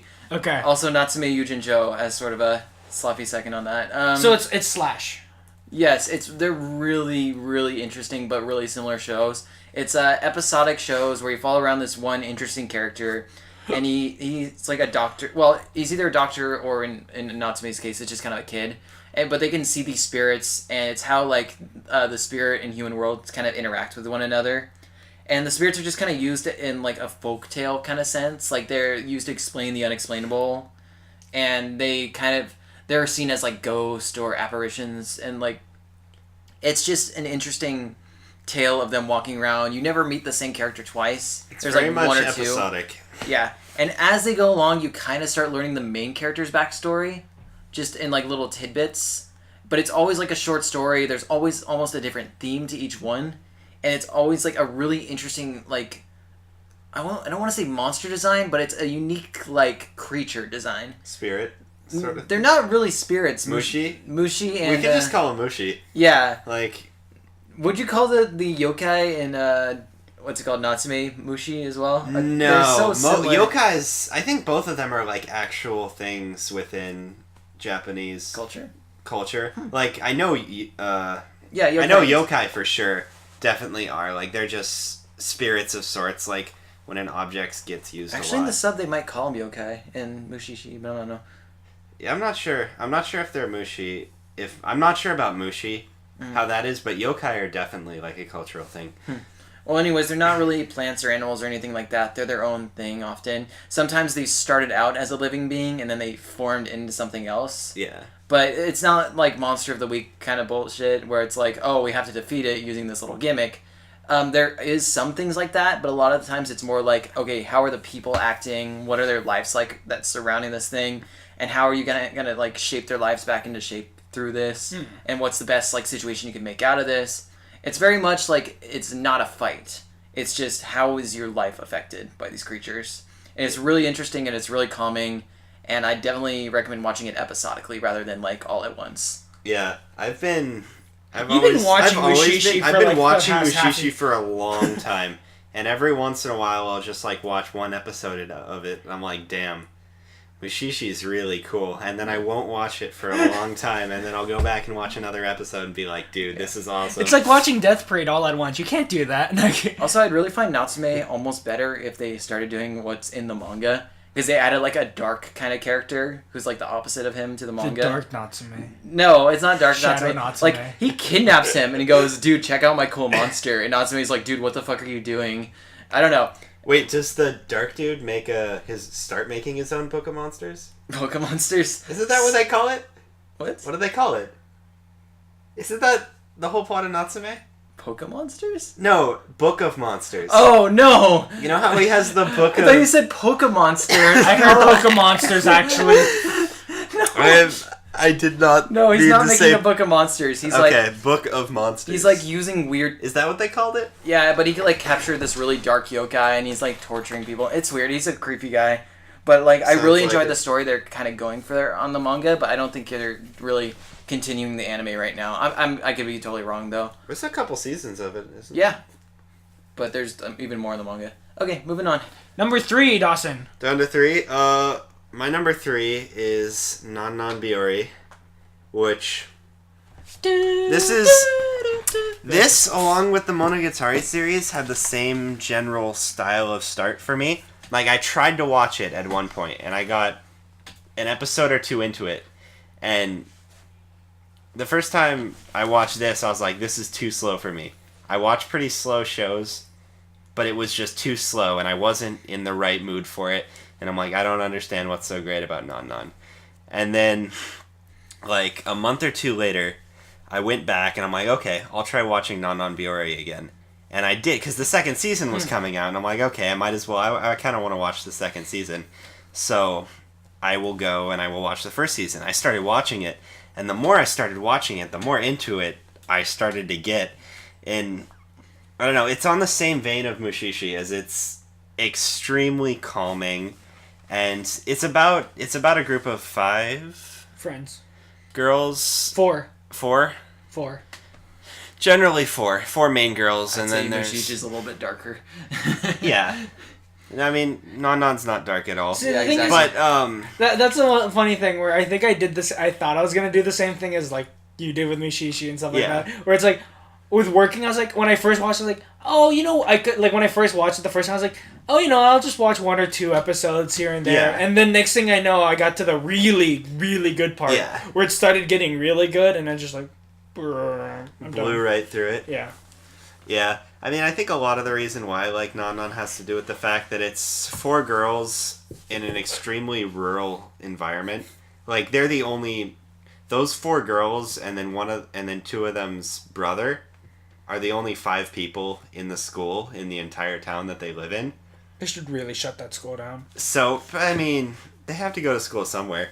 Just drive to another town. Dude, one of the girls' like sisters is the teacher. So drive to another town. They all how dude, is that? another town's way too far away. Like, they have to Okay. take a train to get to the another town. Dude, Okay. there needs to be like an episode where like the what's it called? A school board comes in and goes, okay, we need to start doing testing on your students to make sure like your school is God. actually teaching everything correctly. You ever have that like standardized tests? 4 and out 4 out of 5 of them would pass. One of them definitely wouldn't. Which is fine. That's what schools expect. Yeah, but it's okay. This is a show I would not recommend to everyone. Like, this is probably the least recommendable show Talking about me. on my list. Connor just couldn't watch this show. Like, I don't think you'd hate it No. with yeah, the same way probably you'd not. hate certain shows, but I think it just wouldn't be interesting at all to you. Yeah. And by the way, I did hate Toradora for a bit. Yeah. See, that's the difference. Toradora See, I and hate like Toradora Nagino now. and stuff like that, it's very much drama based, so Yeah, if but- you don't like the No, drama, I didn't despise the characters in Nagino. I fucking hated Taiga. You don't understand. Like, she's such a goddamn bitch until Christmas, and then she's no longer a bitch for no reason. Fuck Taiga. That is why Toradora is my gatekeeper anime from the 5 zone. Is this anime? Did I enjoy? Did this anime hurt me like it did with Toradora? Boom, below 5. Wow. See, I feel like Dawson has a much like more loose rating for his 5s. My fives really aren't that bad. Yeah. Like, Well, everything goes on a relative scale. I know. You have a bit higher scoring than Dawson. Yeah. Yeah. Well, no, I'm about to adjust it. And my so. score's bullshit high. Like, I Yo, don't dude, have a correct rating. You don't understand. I just switched Kusamadoshi Kusen with Asterisk War. And remember, I originally hated Kusamadoshi Kusen with a burning passion. And then I watched Asterisk and Anti-Magic High School. And I went, you know what? Kusamadoshi Kusen. Decent show. Decent show. I don't know about that. Yeah, I don't know about that either. As much as I didn't like either of those shows, I'm pretty sure I would have enjoyed them more than Kusen Madoshi. I think Andrew just appreciates the formula now. No. Dude, when we watched the anime that we haven't been watching this season, he was calling out the formula. Yeah, the Bahamut one, I literally went, okay, here's what's gonna happen. He was right. I literally laid it down for Connor. I went like, okay, first thing is gonna happen. He's gonna run into the main girl while she's changing naked, I don't know, accidentally grope her. He's gonna get... Big misunderstanding. Big misunderstanding. Get sent to the principal's office. They have a fight. And he wins the fight out of some bullshit reasons. And then we started calling characters as we went. The girl he falls in on at the very beginning is the main girl. And she's a tsundere. Of course. Also, and she's a princess. And she's a princess. Like the top of her she's class. a princess. And the top of the class. And he's seen as good, but also known as the weakest. See, and that's why I enjoyed, and that's why when I looked back at Kusamadoshi in my head, I knew that it was shit, but at least it was at a good enough shit level that it went, like, it's the same thing with Divine Gate. The animation on that was that's the whole point, where it went to Divine Gates level, where it switches, where I went, this is the, like, you know when you hit the Metlo area where you're just like, I don't want to watch it, but when you see a train wreck and you don't want to look away, and you enjoy that train wreck, that's Kusamadoshi Kusen. Because at least in the first episode, all the main characters are all stupid. The whole point... I mean... Okay. So, just because a show follows the formula to the letter, it means it's not going to be very good, but I don't think that necessarily means it's automatically worse than a show. Or it's automatically better if a show doesn't do that. But here's the thing. Exactly. Here's the thing. I found like slight enjoyment. What I saw here's Kusen Madoshi... And here's the thing. I found slight enjoyment from Kusen Madoshi But Kusen. it is objectively worse. It's objectively worse, but subjectively, I didn't skip half the anime watching it because I just, like, my eyes just... So are you going to give Divine Gate like a 6? Oh my god, yes. No, what do you mean? It's a 10 out of 10. First 11 out of 10 on Andrew's list. No, so the thing about Kusen Madoshi Kusen is that there was moments where I legitimately chuckled. I legitimately was enjoying it. Yeah. Like when the moment where they're trying to follow, like the fact that he's their teacher. Yeah. Not like, rival tsundere roommate thing. And that's one of the things. And not only that, but like these three girls, I never saw it, like they were chasing after him as his harem, but he didn't care. He actually had his eyes on like one girl. Yeah. And I was like, okay, that's fine. And then the fact that in Kusen Madoshi Kusen, the main girls, they're not the top of their class. They're actually the worst of their class. And his whole entire goal is to make sure that he's like that they don't fail. And so it's a whole this thing where he has like, weird ways of teaching into doing. And it's like GTO where you watch it and he's like, he has weird ways of teaching them in a way. Because he always has a lesson. Why? Like, one of the things is he shoves them into a maid cafe, puts them in maid outfits and go. Dude, why are we talking about Kusamadoshi Kusen? Isn't this like top 5s? Yeah, but I'm making I was talking about Non over here. I'm making a point here real quick. And that's why, like, that slight enjoyment of like, okay, I like kind of reminded me of GTO. Stuff like that where I was kind of chuckling where like the girl like the red hair. I totally forgot to mention GTO also on my honorable mentions. But the red hair girl going like, is anyone freaking out that he's with a girl? And then the other two characters are like, but this cake's really good. It's like, and then the part where like they drop the ice cream and it just cuts to like the ice cream man just crying, like that's stuff that's enjoyable. And then you go to Asterisk and you just go, there's nothing redeeming about this show. And that's my reasoning. I have no idea how we got here. Yeah, me either. Okay. Wait. I'm sure it wasn't my fault. No, it was Connor's fault. It was. Because he brought a Toradora. No, Andrew. All I know for sure, it just wasn't my fault at all. No, it was definitely your fault, actually. God damn it, I'm making a reference. Oh, yeah. Definitely not your fault, actually. I love that reference. I love that. Damn it. I really want to talk about that show. Keep going. But, Sorry about Non-Biori- that. it- Sorry about the Non-Biori, okay. Sorry about the it's tangent. fine. Yeah, that was more Andrew than me, though. I mean, I might have said something, but Connor you, turns the tide, and then Andrew becomes like the tidal tide. wave itself. I'm the earthquake. Like Connor's like the moon up there, and he's like, if I move a little bit this way, and then Andrew's like, raw. But Non-Non's one of those shows that I've discovered something. Recently. For me to find a show really good, it has to have top-notch background art. Yeah, no, you talked. Yeah. I think you talked about this last week. I think I did. Like, if I think about all the shows that I like, all of them have really good background art. Yeah. Like, even if the animation itself isn't that good, if the background art is, like, top-notch, I'm like, oh, baby. That's why wallpapers... That's why I like Grimgar so much. That's why I like 5 wallpapers per second. Yeah. There's just so many... There's so many good examples of that. But Non-Non-Biori is one of those that has... It uses its backgrounds really well. Mm-hmm. Like... When the show starts, I think it's the first time, it's just like a solid minute of cutting to different still frames and like very lightly animated frames of different like shots of the countryside. And the entire time that's going, you can hear Fuck you, that song's in my head now. You can hear Renge, one of the main characters, who she's super cute. But God damn it, Connor. But you can hear her like playing her recorder like really lightly in the background.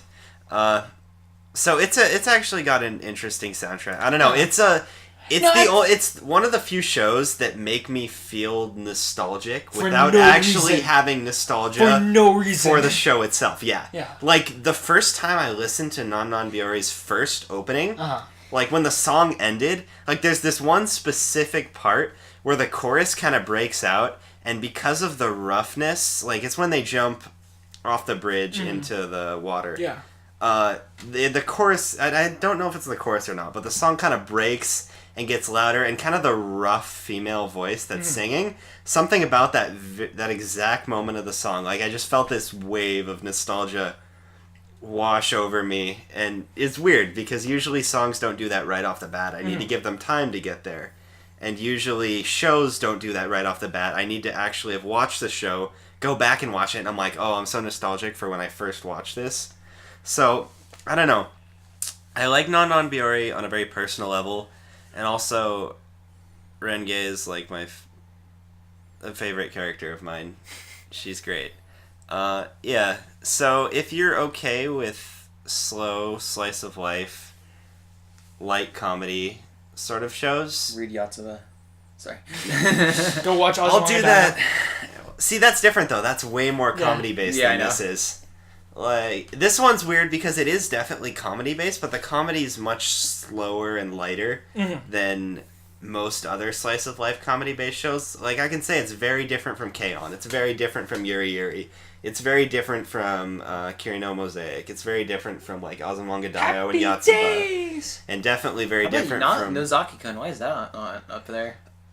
I'm not sure. That was in contention for spot 4. Okay. It was that or Fooly Cooly, and I was like, you know what? Fooly Cooly is just great. Gekon Shoujo is number 6. We checked out It the is dub yesterday. definitely number 6. We checked out the dub yesterday. Not great. I don't want to didn't hear care. it. I just don't want to hear it. You know what has a good dub? Define Gate. Oh my god, it's amazing. It actually has a good dub. We are like, gonna I'm not keep this joking. up. It has a I'm not really gonna good watch dub. I'm not gonna watch Dawson, it. I'm not gonna watch it. We've decided one day we're just gonna... You don't want to just sit there and shoot the shit with us? Like it's really... just... When we just have some free time, just like... Edgy shows are really hard for me. No, but here's the thing. It's so edgy. We it's don't comedic. take it seriously. I know we at don't. All. But if you just take it with the grainest of salt and just sit there and riff on it with us, you will have as much enjoyment. I just think you need to watch this episode that we just watched. Honestly, it's just nothing else, just this episode. Dude, I can't wait for the next episode where half the cast dies. I keep calling that. I'm waiting for that moment. Oh, we're super far behind too. it'll happen Dub. eventually. Oh no, we've decided to watch the dub because it's just like... Because the dub's actually really good. So moving on That to show me, does not Yeah. deserve the treatment. we it will got. talk more about Divine Gate in like 30 minutes. Yeah. So moving on to my number Andrew's three, number three. is on the flip side of Dawson going, okay, we'll talk about Fully Cooley on a later date. We'll talk about Gurren Lagann on a later date. Because Gurren Lagann is definitely number 3 for me of like, that's a show that I've actually not rewatched. Like, thinking about I it. haven't either. Like, no, because on my top 5, I've rewatched on multiple occasions. I only have one in my top 5 I Yeah. haven't rewatched Like, too, I think. Working, I've seen like at least 3 times with you guys. No, I've seen it 3 times with you Yeah. guys. Samurai Flamenco, at least seen it twice. Full Metal Alchemist, both of them I've seen on multiple occasions. And Steins Gate is one of my most rewatched shows next to Baccano. Yeah. Because Baccano was the easiest show to just put on in the And background. just like... But Gurren Lagann, yeah, we're going to talk about that later. If you haven't seen Gurren Lagann's amazing. I'm going to buy that $600 Blu-ray box set. One day. Drill to the heaven. Literally look to your left, Dawson, or look to your, like, right there on my wall is the Gurren flag just hanging there, if that's not evident on how much I like Gurren Lagann. Yeah. And my number 2 anime is actually underneath my bed right now because it fell over. Oh no! I know what that is. So literally it's like what, like, literally them facing each other of, like... Yeah. So, Andrew's number Gurren 3 Lagann's and 2. amazing.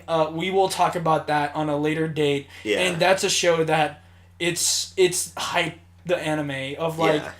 it's incremental of how the scale works, and just talking about the scale of where they start off from to where they end up with. Yeah. The scale is just as good as Wonderful 101, which is basically just Gurren Lagann the anime. So, Yeah. I just realized I have 4 left and only 3. So I need to knock off one now really quick, So back down to honorable mentions. uh-huh. And since so many people have already talked about this, I'm going to knock down Baccano. Just because that's one of the things that's like less unique for me. Uh-huh. So, like, I guess, can we go through Baccano just really, really quick before I move on? Yeah. Sorry. Okay. So, if you haven't watched Baccano, watch Baccano and watch the dub. Okay, let's move on. Yeah. Yeah. Those are the Like- 2 things you need to know. You like- should probably watch Baccano, and you should most definitely watch it dubbed. And This is the only show dude that I think everyone should watch dubbed. And that's that is saying a lot. And that's the thing. When no one ever believes me. No one ever believes... Like, anytime I talk about anime and no one's seen Baccano, I go, watch it dubbed. And they just stare at me. And I just go, I'm No, you 100% don't understand. serious. Like, I will sacrifice somebody to make you watch this dubbed. Okay. It might be Connor. Yeah, And this is the only show I will recommend that anybody ever watch dubbed, and I will adamantly recommend it. And that's it's a really fucking great show, weird too. thing for me. And yeah, And Baccano's apparently- If really you like Durara, fucking go watch Baccano. Because Like, right apparently now. Baccano's, that's the first volume. It's only the first Yeah. volume. Yeah. Do you think they're ever going to continue it? No. Speaking of honorable mentions and Baccano and Durarara, I don't know why I'm talking about this now, but one thing I really want to be animated at some point is Berserk. Got it. yes, Berserk. I want it Oh, to be wait. animated not Oh, shittily. wait. Oh wait. No, but the Berserk movie's the done a side good story novel. There's a side story novel for Index called A Certain. I know. Go ahead. A certain. Whoa. Drop the. I know. Hey, this doesn't happen that often. I don't care. You could have waited 5 seconds and I would be done. I And it know. would have been your turn. I'm just saying. I know. But I wanted to say this because we were talking about these 2 real quick. One, Rail Deck series is my honorable mention. I love it to death in the fact with and definitely including all of its many flaws. But there's a side story novel called A Certain Vending Machine's Proof of Existence, which is written by the writer of Baccano and Durarara, and it's actually a really cool. Wait, is it part of the Index universe or something? Yeah, and it's just about a vending machine. It's about no, it's not. it's If like only it was. So it's like they brought in another writer to write for their universe? No, it's like Guest writer. it basically a guest writer. Like Yeah. they're all under Dengeki Bunko. Bunko. Writing Climax. Lol. But so like that's why there's a collaboration story where Toma, Misaka, Kirino, and Kyosuke the main characters of My Little Sister Can't Possibly Be This Cute and Index hang out together. They like have an interview together. Dawson, that one honestly Connor, isn't that good. Connor. You're killing Connor. And doesn't it's like not canon at all because their universes totally don't cross. Yeah, it doesn't make sense. No, that doesn't work. This one is the guy who wrote Durarara and Baccano coming in and being like, hey, you have a really interesting universe. So I'm going to take some ideas from your universe and write a short side story novel it's got one of the like coolest fights ever that I would love to see animated. And I don't think I ever will. It's I will never see Joker Khan fight Meggy. Yeah, you'll never see Joker Khan fight Meggy. I will never see Misaka fight a vending machine. Yeah, I know. Oh, I'm totally gonna get to see the Garo fight. Shut the fuck up. Fight I can't Gunma. But yeah, sorry. I wanted to mention that. Okay. Because we were talking about. We'll watch my number 3 later. It's Kaiji, and it would be higher, except I despise the ending. Okay, so next week. Yeah. So that's next week. Yeah. On to number 2's. Number 2. It's Ultimate Survivor Kaiji. It's really good. Sorry. My number 2 is Hibiki Euphonium.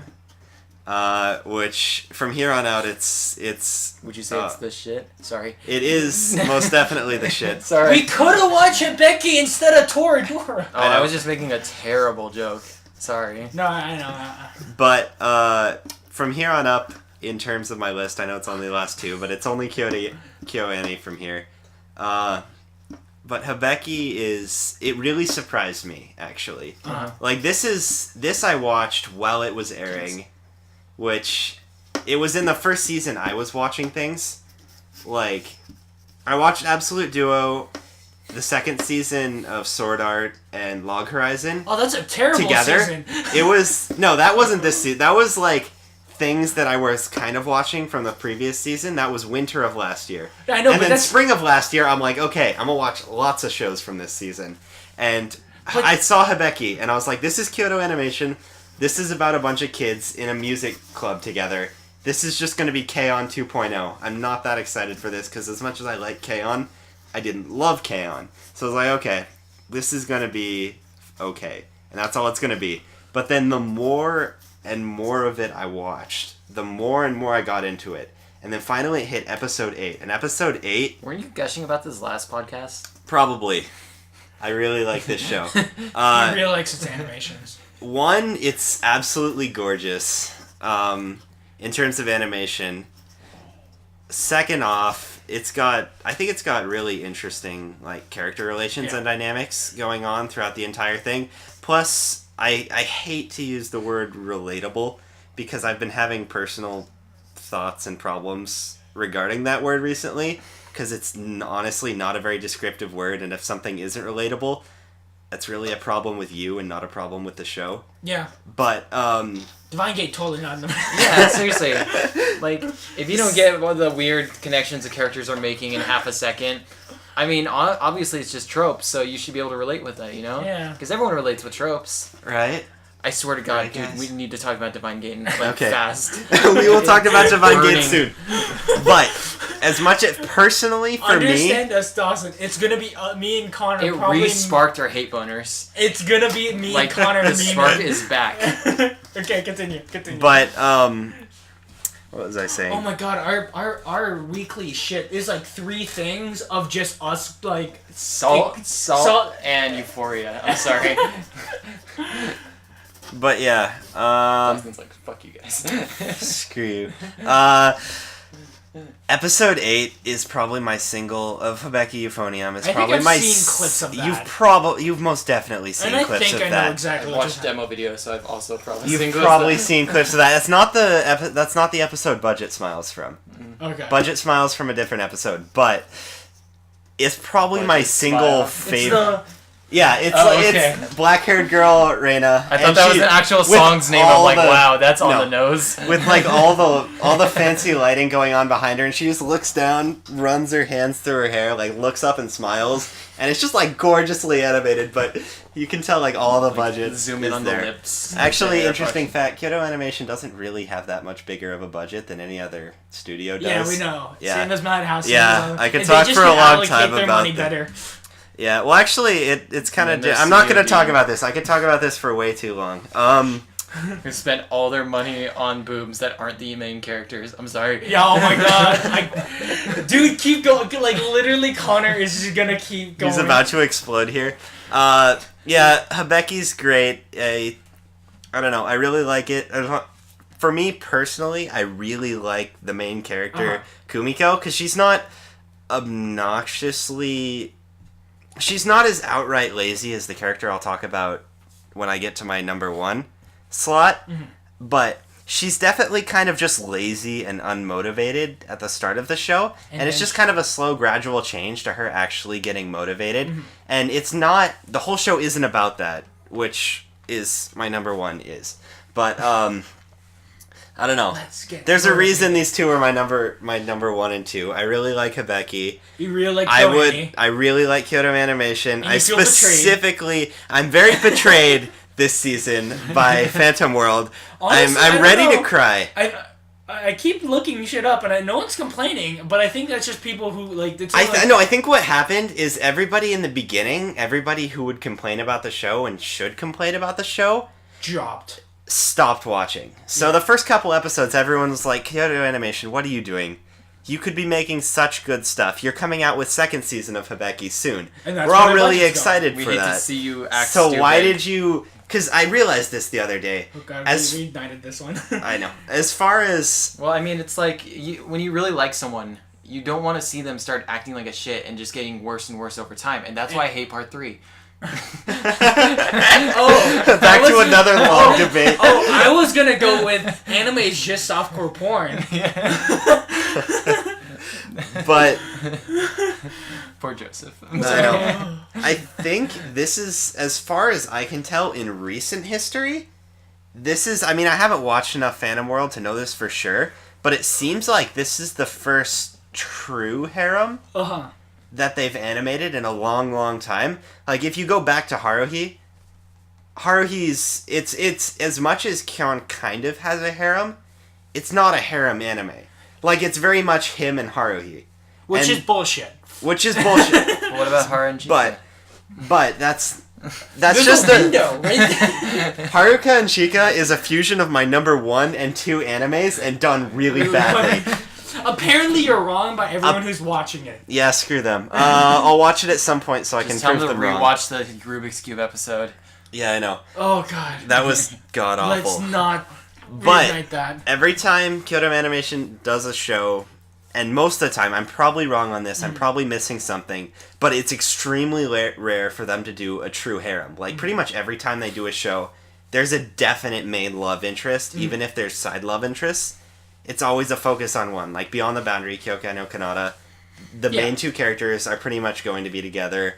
Hyoka, you have the obvious the pairing of Ureki and Chitanda, and the list goes on. Yeah. Basically, this is the first like true harem they've done, as far as I can tell. That's mostly based on that and other things. And so do people refer to them as flute girl or clarinet girl? What? What? Oh, are we talking about euphonium now? No, I was 5 minutes ago. I was talking about the problems with Phantom World. Phantom World? Oh, I thought you were saying euphonium has the actual harem. No, God, no. I was like, do people refer to like oboe girl as best girl or something? No, no. There are actually a lot of nicknames for people, but yeah, no. I was talking about how, as far as I can tell, and as far as I remember, Phantom World is the only like true harem show I've seen. We just got to an awful episode in Phantom World and stopped watching. Yeah, the karate episode. It physically. So pained my me. number 2. Yeah, let's move on. Let's get my mind off The karate Phantom episode World. was so bullshit. So my number 2 is this other poster that's now sitting to my right that I had to pull out of under my bed. I gotta ask, how did they make that? That's a really nice looking, like realistic kind of hand. For everyone that can't see, it's I think Edward's automate hand, kind of broken, reaching up towards the Philosopher's Stone, similar to the hand raising up to God. Symbolism and shit. All that good stuff. Yeah. It looks more like it's resting on the ground, though. Yeah. But anyway. I think that's supposed to be a wall. Yeah. Oh, really? Yeah. But so my number 2 anime, and like if Dawson takes Non-Buri and somehow feels nostalgic from watching it, Yeah. I take Fullmetal Alchemist. And I actually legitimately feel nostalgic for it. Because Fullmetal Alchemist is my first anime I've ever watched. Yeah. And it's an anime that I, like, when I was younger, I never watched to completion. And then I actually grew up and was like, wait, I never finished Fullmetal to completion. And went, why didn't I finish Fullmetal to completion after I finished that? And it's an anime that you two have not seen, and I'm just sitting there like twiddling my thumbs the day you just decide to open it up and just watch through it, because it's like, and like understand why people really like it and stuff like that. And when I mean Fullmetal Alchemist, I mean both Fullmetal Alchemist and Fullmetal Alchemist Brotherhood. Yeah. If you talked to me during high school, I would have lambasted, I would have cursed and raged at how stupid Fullmetal Alchemist Brotherhood was. I love how much of a fanboy you are, Andrew. It's great.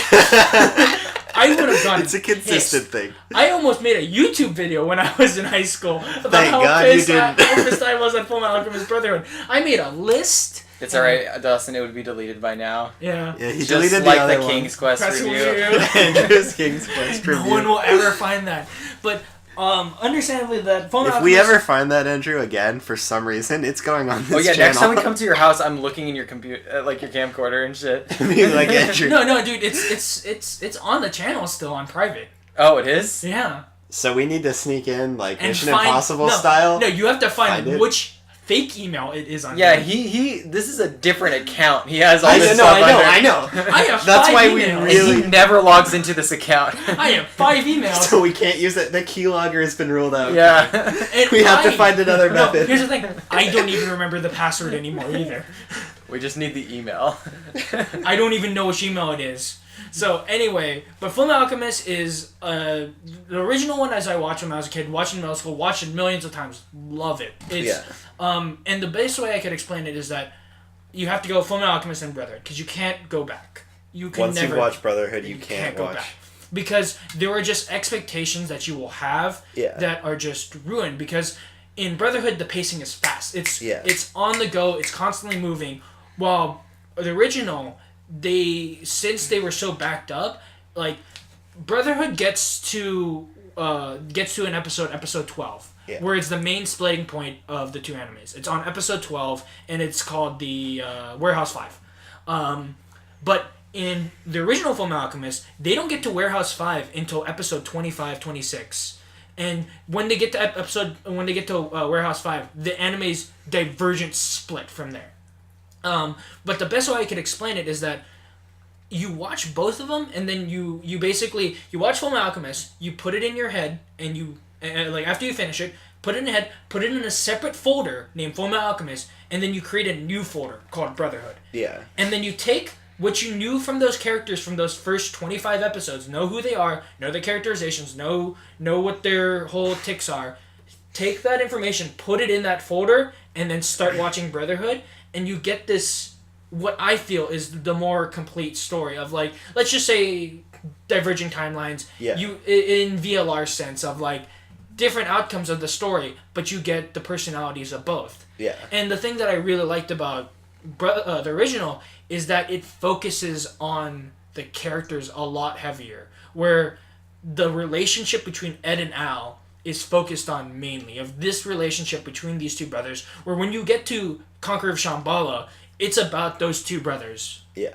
And you see it's the relationship. Like, the whole thing is that at the end of the original anime, something happens, and when I watched it with Thomas for the first time, Thomas looked at me and was like, that's all? That's it? That's the end? I'm like, there's a movie, but yeah, that's the end. He goes, that's bullshit. Yeah.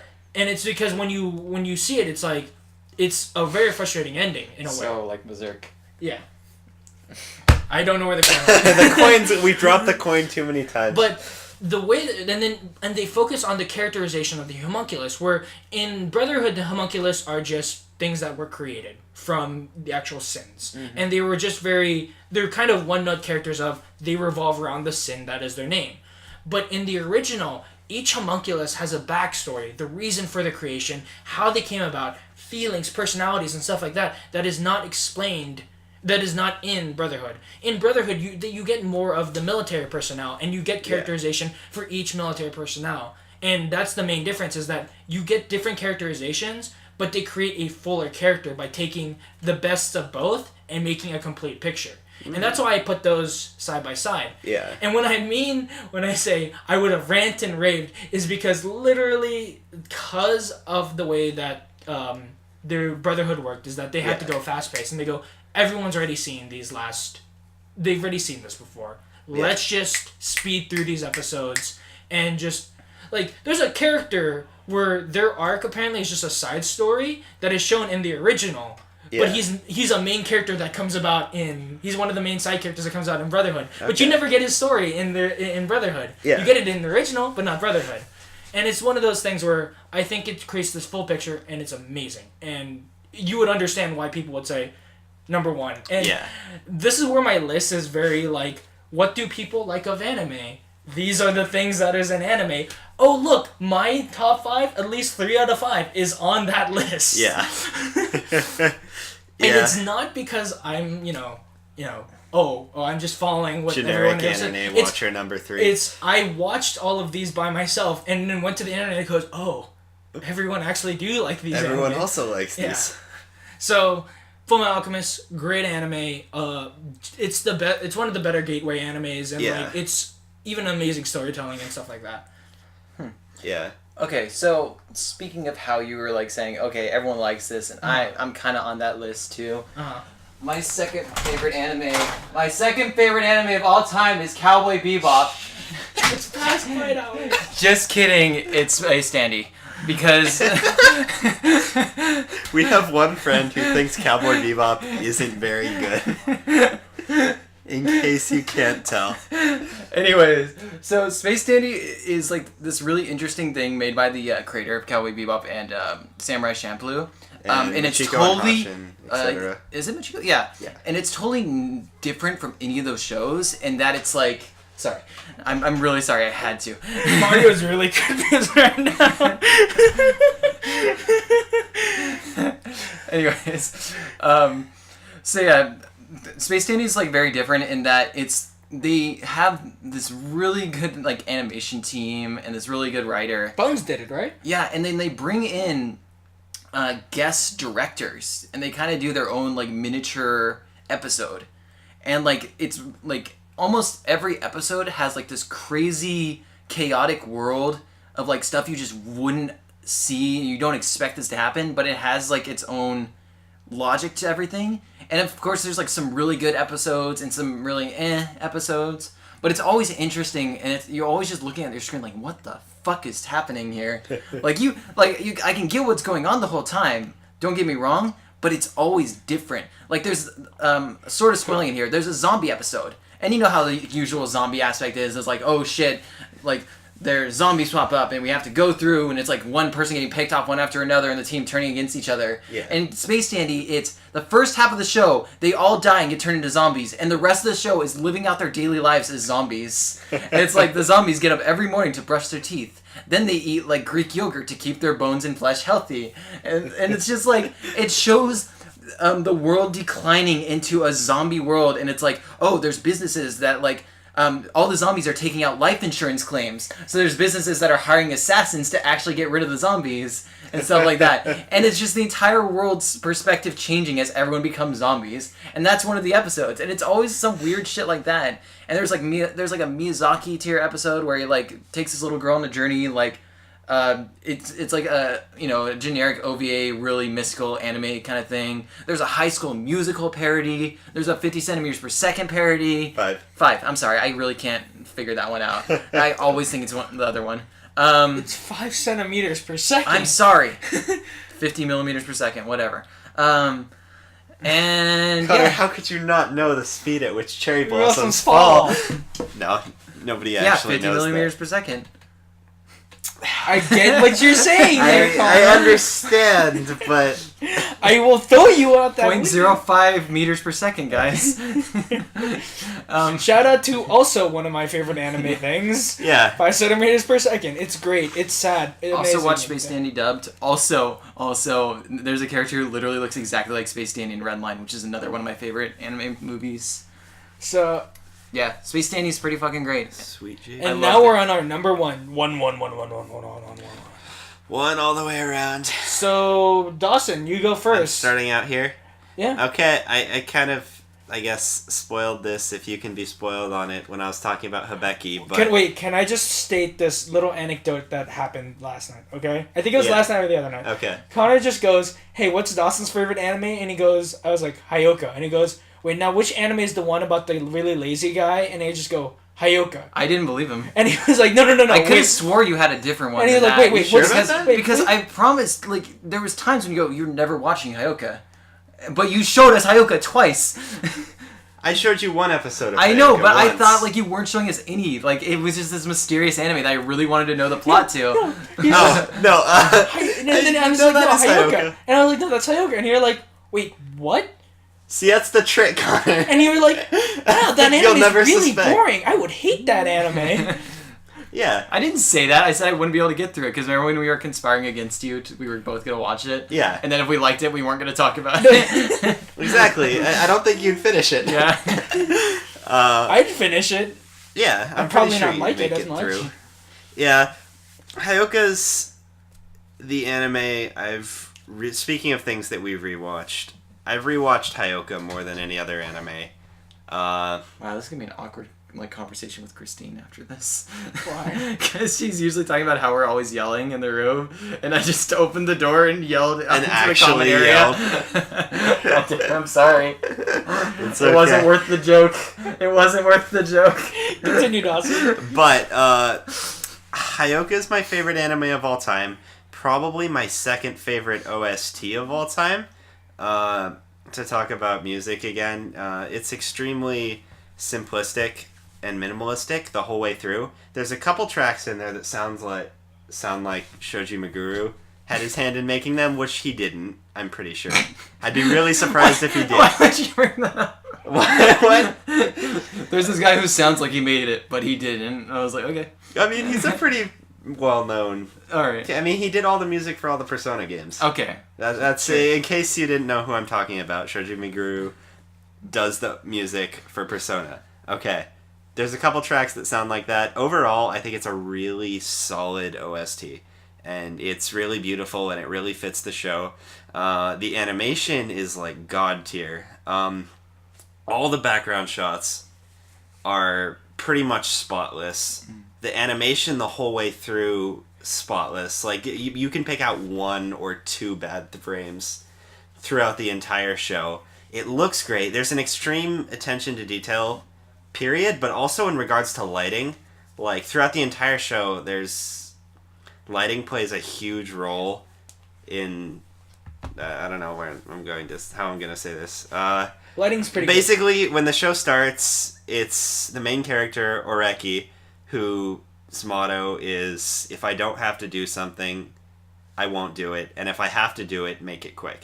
And he gives this, like, short, somewhat long, I don't know, depends on what you call short and long, monologue about a rose-colored life versus a gray high school life, and his opinion on that, and the fact that he lives a more gray life. And also, I mean, they go throughout the show, it's not like, oh, I'm so sad and depressed, I live a gray life. It's like, there's nothing wrong with that. It's just, he doesn't like doing things, and he's rather unmotivated. So he doesn't. So it's not, like, any edgy in that way. So it's not like 8-Man? Yeah, he's not as jaded as 8-Man. Like, 8-Man is very 8-Man is extremely... It's very reasonable. Okay, there's 3 MCs that get compared a lot, and should be compared a lot. That's Kyon from Haruhi, 8-Man from Origaru, and Oreki from Hyoka. And all 3 are very similar and very different. And I think... 8-Man's just really jaded. 8-Man is extremely jaded and snarky. He's so reasonable. Okay. That's the I think that's part of the point of the He's show, though, is it's romanticized not... jaded. Like, he's not like an actual jaded person would so much. Yeah, I mean, a large part of the show deals with the fact that his ideals aren't actually... I'm talking about Ape Man right now. His ideals aren't quite as ideal as he thinks they are. I don't know. Stop sacrificing yourself, man. I know. We're talking... But yeah, those three... They're also three of my favorite MCs of all time. So. Kyon is the guy who just pretends to not care, but actually really cares. Kyon's just... He's like... vaguely tsundere. Yeah. I really like male tsunderes. Yeah, he's really good. I really You're right. like male tsunderes. Yeah, you're right. Oh, look like at all this Kyon's crazy one of shit. them, or Reki's stop. a bit of one. No, stop. This crazy shit. Stop it. No, stop it. No. Hey, crazy shit. Hey, where'd you Stop. go? I want to tell you to stop. Yeah, they're three great MCs, three of my favorites. Jotaro Kundere or Tsundere? Kunder. Yeah, he's pretty Kundere. I haven't even seen the show, and I'm pretty sure he's But he Kundere. cares for his friends and stuff. Yeah, I mean, Kunderes aren't He fights for his friends. Kunderes aren't like inherently unfeeling. I'm sorry. One second. I just have to say this. Did you know that the photo they took in Stardust Crusaders did not happen in the manga, and the only reason why they added it in the manga is because he has that photo in part 5, and Eriki decided to retroactively add that photo into the anime. Oh, just like he retroactively saved Dio. So anyway, continue. There was a second coffin. Seriously, they had a coffin, and they got rid of that coffin. So continue, Dawson. But, yeah. Hyoka is an extremely relaxed slice-of-life show based around 4 main characters that are in the Classics Club together. And Oreki is very lazy, but also decently smart, and he solves inconsequential mysteries throughout the whole show. Is pretty much what it comes down to. And, I don't know, I think, personally... I find the mysteries interesting. A lot of people don't. A lot of people... Like Connor. A lot of people's main problem with Hyoka... Are you... Connor is... Are you seriously going to keep throwing me under the bus here? Yeah. But I'm Connor's trying to more not than say just anything. Connor. Connor's currently representing a larger group of people. Yeah, like Connor. And Christine. No, sorry. And, okay, I mean, this is another show I wouldn't... I'm It's also slow. It's I'm very crawl. defensive of Hyoka. Whereas, like, other shows I like, I'll be like, yeah, you should watch this. Like, FLCL... No. I will tell anyone to watch you will it. not Monogatari allow us series, to watch it. I will tell anyone to watch it. Gekon, anyone to watch it. I will not let you guys watch Hyoka. We will watch It's alright. Hyoka without telling It's okay, you. Dawson. I'm worse than you. I will make everyone read Berserk and still defend it to the death. See, that's the thing. I can defend Hyoka to the death. He just doesn't want to. And exactly. Because he knows it's flawed. I don't. See, that's the thing. That's the thing. Every flaw with Hyoka is purely subjective. I know. Okay, I know. Like the only the only 2 flaws I can think of with the show that people would have a problem with is 1, the mysteries are too small and uninteresting, and 2, the show's pacing is too slow. And I think both of those come down to personal taste. Yeah. And as long as you are okay with those 2 facts, the show is goddamn amazing. And there you go, have it, guys. Dawson's #1 anime is Hyoka. Hyoka is the shit. Now moving on. And moving on, yes. If not, we're gonna be here till 2 in the Man, morning. we all have the most predictable #1s, I swear. I know, right? I'm pretty sure it's because we've... I don't know. all I talked did about- not think I would put this as my #1. Oh, No, you. Take your guesses. I feel ashamed of myself. Take your guesses. I honest to God feel So, ashamed No, of my myself. my #1 is Oh wait, no, I don't have a poster to represent my #1 because for some reason I can't find one. Rip Actually, Andrew's hopes and dreams. Our closest one is my Tokyo Dark poster because it's. Fuck! My phone died. I was gonna play the song. So, as you can see to my right, there's Chie Satana. I mean, my Tokyo Dark posters, which is I think the reason why I decided to fund it so much is because that's this. I got posters Why don't you have a poster? because I haven't found one. You know, we were gonna get you a figure, but Thomas found you a better gift, and we're still working on that. But anyway, as you can see, the main character of Tokyo Dark wears the very similar outfit to Makise Kurisu from Steins Gate, my #1 anime, which apparently is everyone's #1 anime, and I feel super, like, I didn't mean to like this anime. It's okay. ever. I think that phase is over. Okay. Andrew's lived with hipsters so long that when other people like what he likes, he starts burning a little on the side. No, but it was like he gets like a rash because on his neck. because it's so like Honestly, the problem that was yours has now burdened Connor. Yeah, and mine's gone. Mine's No, gone. you know why. I know why. No, but here's the thing with Steins Gate, it didn't have the memes, the dank memes. Anyway, That's true. But There weren't Steins as Gate many is Steins my Gate personal memes. number one favorite, and it's one of those animes where It's still really big, but oh god, I hate. So I watched all of it without even knowing how big it was. Like I literally, it was on my. I think what happened was I turned on Psycho Pass. I watched the first episode of Psycho Pass and went, okay, Psycho Pass is on my list. Let me watch Psycho Pass. Watch the first episode. Closed it. Opened up Steins Gate and started watching all of that. And so I proceeded to watch all of Steins Gate in almost the span of one whole day, and I did. And and after I watched it, I went. It was not a really good time in my life equivalence. If Dawson, you were actually there for that moment, Dawson. Yeah.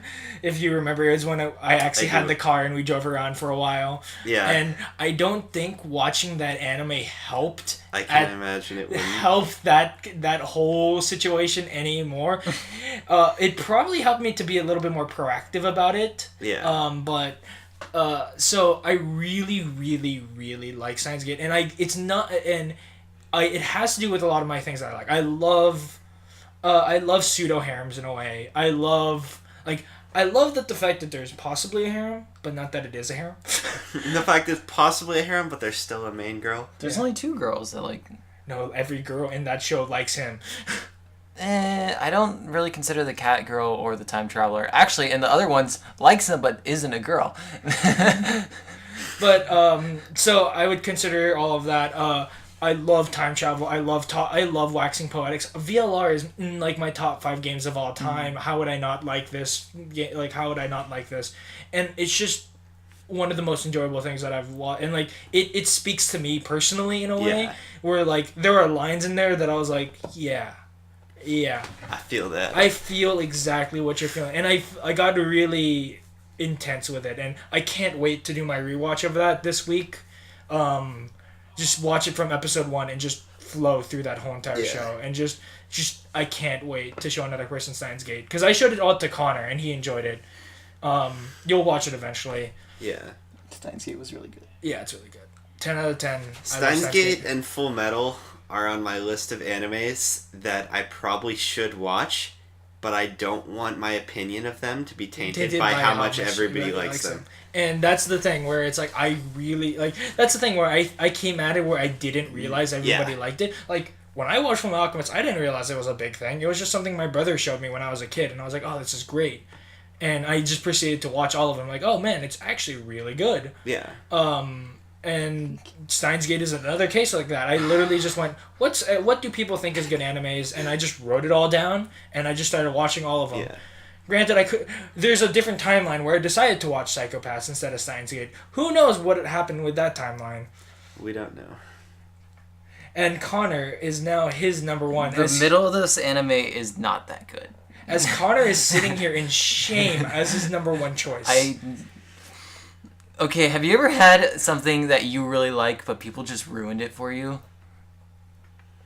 I mean... That being said, my favorite anime is One Punch Man. Like, oh my god. This anime started at an 8 for me. Like, I was done with this. I was like, you know what? 8 out of 10. Pretty damn good. I rewatched the Boros fight about 6 times. No exaggeration. Like, still doesn't peak how many times I've seen Steins Gate. I know, but I don't rewatch things, and you know this. Yeah, it's really rare for Connor to rewatch anything. Like, okay, it's just because this was so close to me, and every time I think about this anime, I think about the manga and the webcomic. And you know how with you it's like, oh, comparatively it's worse, that makes it worse? Oh, yeah. With me it's like they carry it up even more because I know what it's connected to and I can't wait for more. Like see that's such a weird thing because I look at Negima and I look at that anime and I go like 4 out of 10. Okay, there's a bit of a difference there. Like, One Punch is a pretty solid adaptation. Like, the only complaint I've heard about One Punch... And Negimo was a solid adaptation, too. They didn't Screw change that, anything. no. Except I don't for the agree with ending. that. Except for the ending, they didn't change anything. I still don't agree with that. I think a solid adaptation has more to do with just adapting it. One Punch! Also, the opening, Jesus Christ, that hooked me so hard. Like, when we originally saw, like, the, what's it called? The PV for it, and we just heard this kind of generic, the Don't Lose Your Way background song. But that's what I liked. I was like, no, I was just like, this just sounds like a generic, like, symphony in the background. I'm like, it's okay. I mean, that's kind of the best you can expect for it. It's just a decent song. And then they put on one of the hypest openings of all time, and I lost my shit. I was incredibly excited for this show. Like, they took stuff and they brought it to levels it didn't need to go with well animated scenes. And, like, I showed all my friends. I had to. I was like, you need to watch this now. That's the equivalence of me and Dawson next quarter, where we're just gonna be like, yo... Guys, My Hero Academia, sit your ass down. Watch this shit. And then... Watch as Deku punches that thing with one arm. And I was going unfortunate, and everyone was talking about it, and they're like, oh, man, it's ruining the threads and stuff. I was like, it's expected. Like, it's, it's a sign-in, and a lot of people like how, like, kind of...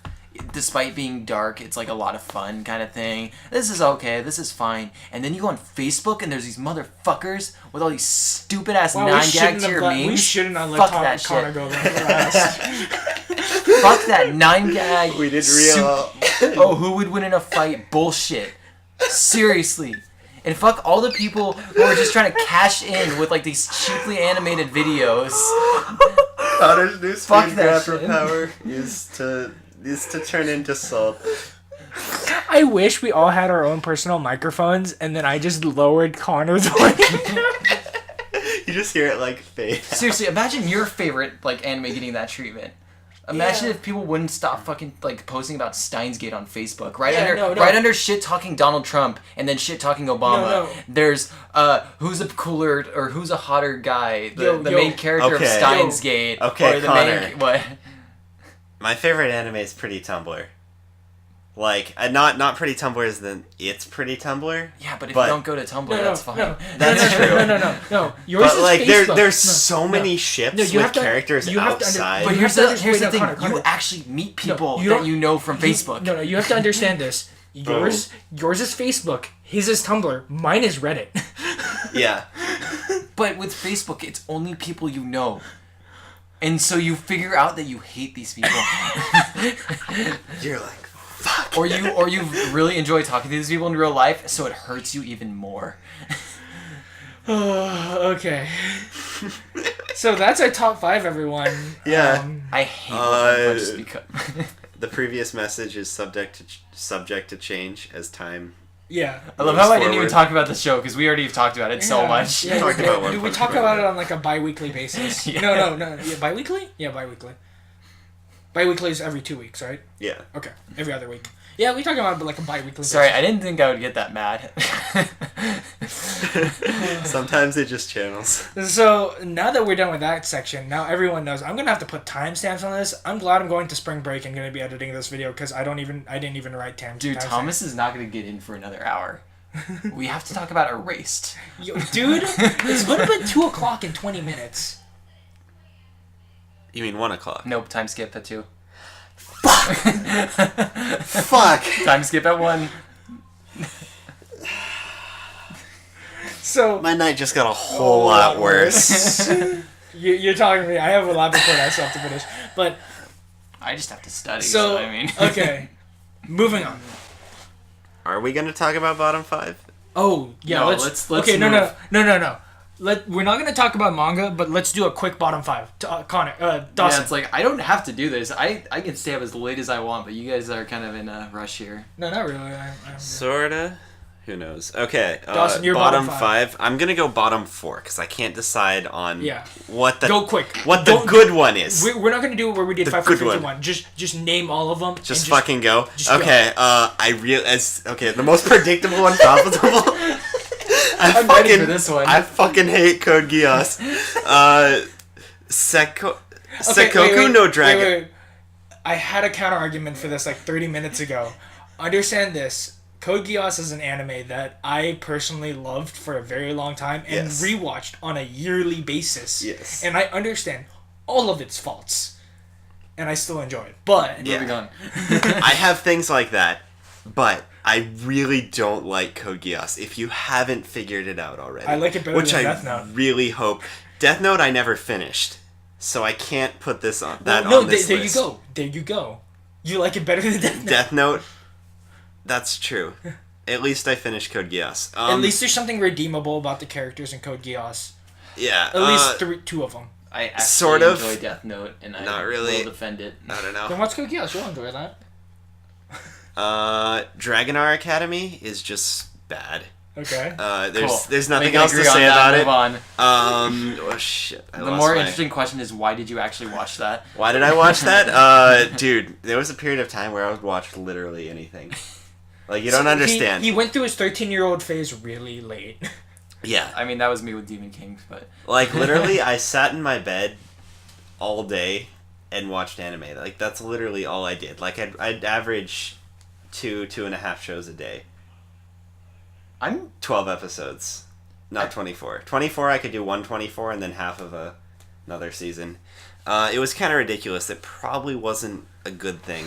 Okay. This is beautiful. Second to worst. I love Dawson. Second to Dawson's worst thing on this. is Absolute Duo, which is forever my absolute duo, as in 2. Like, I rated a 2. It deserves a 2. It's the second I've worst. never been more let down in my life. It's the second worst. It's just a god awful And show. it's a piece of number 2. I don't know why I know it is. Dude, I don't you know. don't have to talk about it. I don't know why I know. ever why I ever had hopes for Absolute Duo. Jay agrees with And the me last heavily one- on this. And the last I one, wish Jay was on here just to agree with you on that. I know. Like, literally. I need Jay always makes me feel somewhat glad I watched Absolute Duo Because just you weren't alone. because I'm not alone. See, I'm not alone. No one sat through the ones I watched, I except know. for people on Reddit. So And now for the And the number most one worst obvious show of pick all. ever. I know. If you even know about Mars of Destruction, you know how god awful it is. It's like somebody took Evangelion and they were like, "Hey, I really like Evangelion. You know, it'd be cool if we made I want to make a show too." And you make the most god awful, edgy. I mean, as much as I Yeah. shouldn't use edgy, it's just fucking terrible. It's 24 minutes with not a single redeeming feature throughout the entire thing. Like, if you haven't watched it, you should watch it just so It's infamous. you can understand. And then watch Angel Drop after that. Or what is Yeah. it called? Tenchi no Drop. Tenchi no Drop. Yeah. And 'cause- Tenchi no Drop is probably better because it's only 5 minutes. Yeah, exactly. Like, Mars of Destruction doesn't even have the common courtesy to fuck off quickly. Like, it's a full 24 minutes. You should watch Mars of Destruction so you know what a 1 is, rating-wise. Like, Okay, so you know okay. without question, Dawson, this is a 1. We're gonna cut you off. I know, there sorry, because I'm you're gonna- done. You're I'm steaming. Oh, you can totally skip my list. I don't have one. Go ahead. Connor doesn't have one. Rip Connor's. Rip Connor's list. We were gonna do a top 5 manga, but you know what? That should be another day. We where- can do that another day. Where we could fill time. already Where said we need to mine. fill time. Yeah. My top 5 manga is very floaty right now, anyway. Yeah. Well, so- Negima's number 1, so okay. Moving on. Okay. My my bottom 5 is I literally just hit my lowest scores and went. Wow, is that really That's your what- second worst? Oh no! it goes this way. Okay, I was about to say. It goes the other way. Like, that kind of hurts. So I can guess what that is. So I have to re-rate things, but my gateway to my bottom 5 is Danganronpa the animation, because How not to do an adaptation, the anime. right? Because I love Danganronpa specifically Yeah. 2, and I'm going back through 1. I was like, yeah, this is dope. This is dope. But I know redeeming factors of 1, but I enjoy 2 way more. But the Yeah. fact is, I watched that anime with Mario, and I realized wow. everything I hate about like anime and like what they do to things is right here. Right here. You can see it. You could hurts see It's it. everything you hate about adaptations. And it just hurts me inside. Because it's the same thing as people going to play Ultra Despair Girls as their first Danganronpa game. Don't do that. There's no reason to do that. There's no reason to do that. There's no reason to watch Danganronpa the animation. The only time play the game. The only time that you should watch an anime with Danganronpa in the name is Danganronpa V3. No, Danganronpa The End of Despair. Or no, Despair High, I think, or something like that. Or Hope's Peak Academy. I think that's what it's called. The End of Hope's Peak Academy. Because at least that's ending the story of Danganronpa 1 to Ultra Despair Girls. It's tying them all in together. And it's going to be the final ending that we have. And then they're going to go to 3, and I'm excited for that. That'll be hype. Yeah, because it's going to be a whole new arc. No more Junko. Junko's gone. Thank God. Because I'm almost certain we already know who the villain is. Oh. And that's because of Ultra Despair Girls. Okay. Well, I'll play that once we get an to be official. Junko again just to watch everyone's reaction. I would be so mad. I know, that's the best part. I'll be so mad because there's a character who is literally being built up to be Junko, but worse. Like, to be a better version of her. No, I want it to be Junko, but like Actually worse. I'm Like, gonna shitty. bring Danganronpa up later when we're talking about Erased. Okay. Moving on. You'll see. The next one is Demon King Because Daimyo. I'm anticipating your problems with Erased. Demon King Daimyo, and I don't have to talk about that. There's a whole... You talked about it. can go listen to us talk about it. You could listen to a conversation, quote unquote, about this. That was such a great stream, I gotta say. Was it? Yeah, it was the most disjointed shit It was ever happened. It was at like 2 in the We're morning. pretty disjointed all the time. No, but No, we were drinking. Dawson, it was 2 in the morning. Oh, that one was pretty rough. That was pretty rough. Okay, number 3 is something that I've brought up on multiple occasions, and it's Air. Air. Oh yeah. I really don't like Air. And looking Do back, you like a girl with a ruler amount of width between their eyes? No, this one isn't as bad as whatever that other one and is. here's my. This is I not. thought Air was that one. No, This that's is not a not Air. contributing I don't factor. think. This is not a contributing factor to why I dislike Air. But it's a memory I have with Air. And it's me watching Air for the first time and my brother passing by and going, "What is this shit?" And I just go, "Air." And he just goes, "I need to go watch something manly because you're just watching something super unmanly."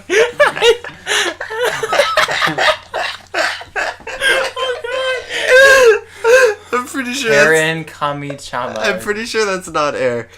Like this, I'm assuming this is what you're talking about, right? Why does that exist? Well, look up Air face. I mean, Air is pretty bad, but I thought okay. that's what you were referencing. And here's the thing about Air. I think that's one of those frames that they just managed to catch. Like they just remove one of the frames. I mean, they are pretty far apart. But I'll say that. but the thing about Air is that there's a thing called the Jun Maeda bingo card, and I played bingo with Charlotte. But here's the thing: Air created that bingo card because let's see, does the main character turn into an animal for no exact reason halfway through the show? Yes. Do they do a random flashback to show their reincarnations? Yes. You get 2 more of these. What? We're on a schedule here. But Air is Moral just of the terrible. story is, if you want to watch Jun Maeda, watch Clanad or watch Angel Beats for the music. Yes. So moving on, and the reason why I just elongated Air and the other ones is because my bottom 2 animes, and you know what? I actually thought about this a lot of what's number 1, and my least favorite anime is not Lance and Mask. Fuck. A shocking discovery.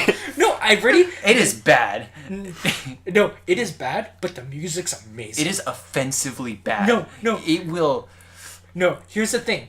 Connor, there's a whole video on our channel about my complaints about Lance and Mask. I don't have to go into it. All I have to say is the music's great. And there you go.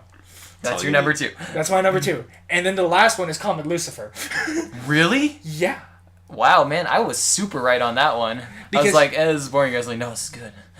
No, because here's the thing about Comet Lucifer is that It has absolute duo syndrome. it has absolute duo syndrome, and not only that is Gurren Lagann is my number 3 anime, and it's like they looked at Gurren Lagann and took all the worst parts of Gurren Lagann and then amplified it by 10 and then added in their own bad parts. Yeah. and it was terrible. Basically, the fact that we thought it might be good in the beginning made it worse. is a huge reason as why it's so bad. That's why Lance and Mask is 2, is because we knew it was not going to be good. We knew it was going to be trash. We knew it was going to be terrible.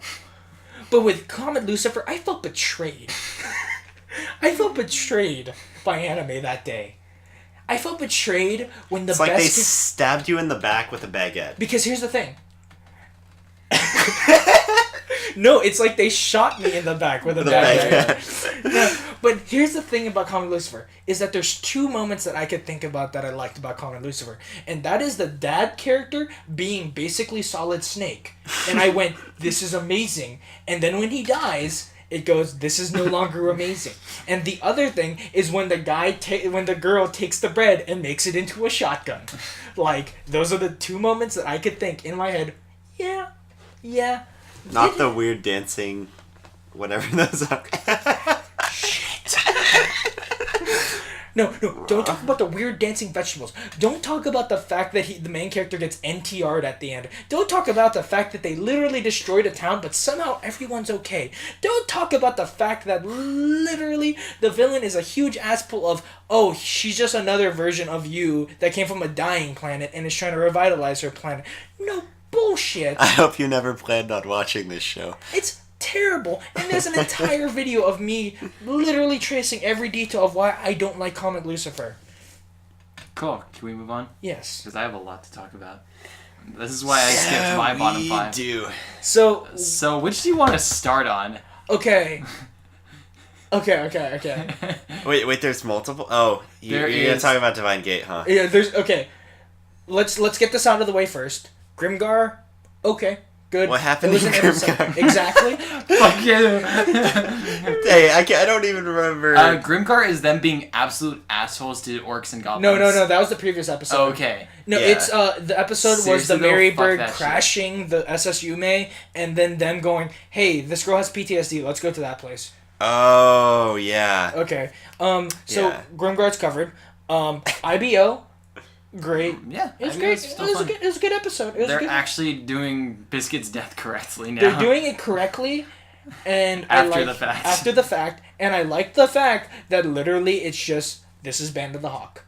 Did we talk about Orga's reaction to Mika grabbing him? We talked about it a lot off mic, but all I have to say is Mika's this is Band a scary motherfucker. This is Band of the Hawk, and I love it. It's literally Gundam Band of the Hawk, and it's like Mika and Orga are literally Griffith, and they have guts on their team. Yeah. Like, what more could you ask for? Exactly.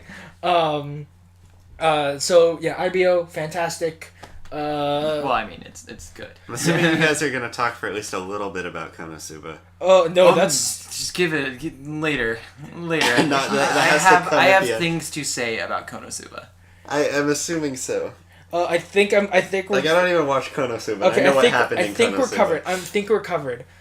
Unfortunately for us, Dawson, me and Connor had this elongated prank that we were gonna play on you during this podcast, and you never once fell into any of our traps. Yeah, basically, we wanted you to say what, and we would just be silent, because fucking hell, this was the most hilarious episode I've ever seen. We're Of Konosuba? No, of of Divine Gate. It was fucking bad. So here's how did everything wrong in the most hilarious way possible. And here's the thing. Every We're now 5 back on. seconds We're we back paused, in on the train. and we looked at each other and said, "Did they really just fucking do that?" And then not only that, but we had to remove the headphones and give it to Connor, the other Connor, and make him listen to it. And he went, "Are you fucking kidding So me?" remember how there's 3 characters they haven't introduced up until this point? They introduced all 3 of those characters at once, and on every single character, there's this shot of the character and their shadow behind them, and through their shadow is 4 words in kanji. That's like death, despair, something, something. And then they do this poem. There's this motherfucking poem. And literally the 4 words are like nothingness, belayed, and emptiness, and it's like Purple. no, that's another character. It's like this character feels nothing. He has no emotions. He uses his blade to cut away the emptiness. Though in reality, he's hurting himself. And then it cuts to the next character, and it just lists 4 letters, and just goes. She has a bright, shiny appearance, but behind the facade of her face, she is really frowning, or something. Like and then it's like a paragraph on each person. And they cut to the last character, and it's darkness, something, purple. And then this one, it goes, the girl loves the sky purple. She loves the color purple. She loves looking at buildings. The girl likes this. The girl likes that. I'm like, who the fuck wrote this? And she's engulfed in darkness. And here's the... This is why I can't watch Divine Gate. It's because so as bad, much it's as this unbelievable. bad, it's hilarious.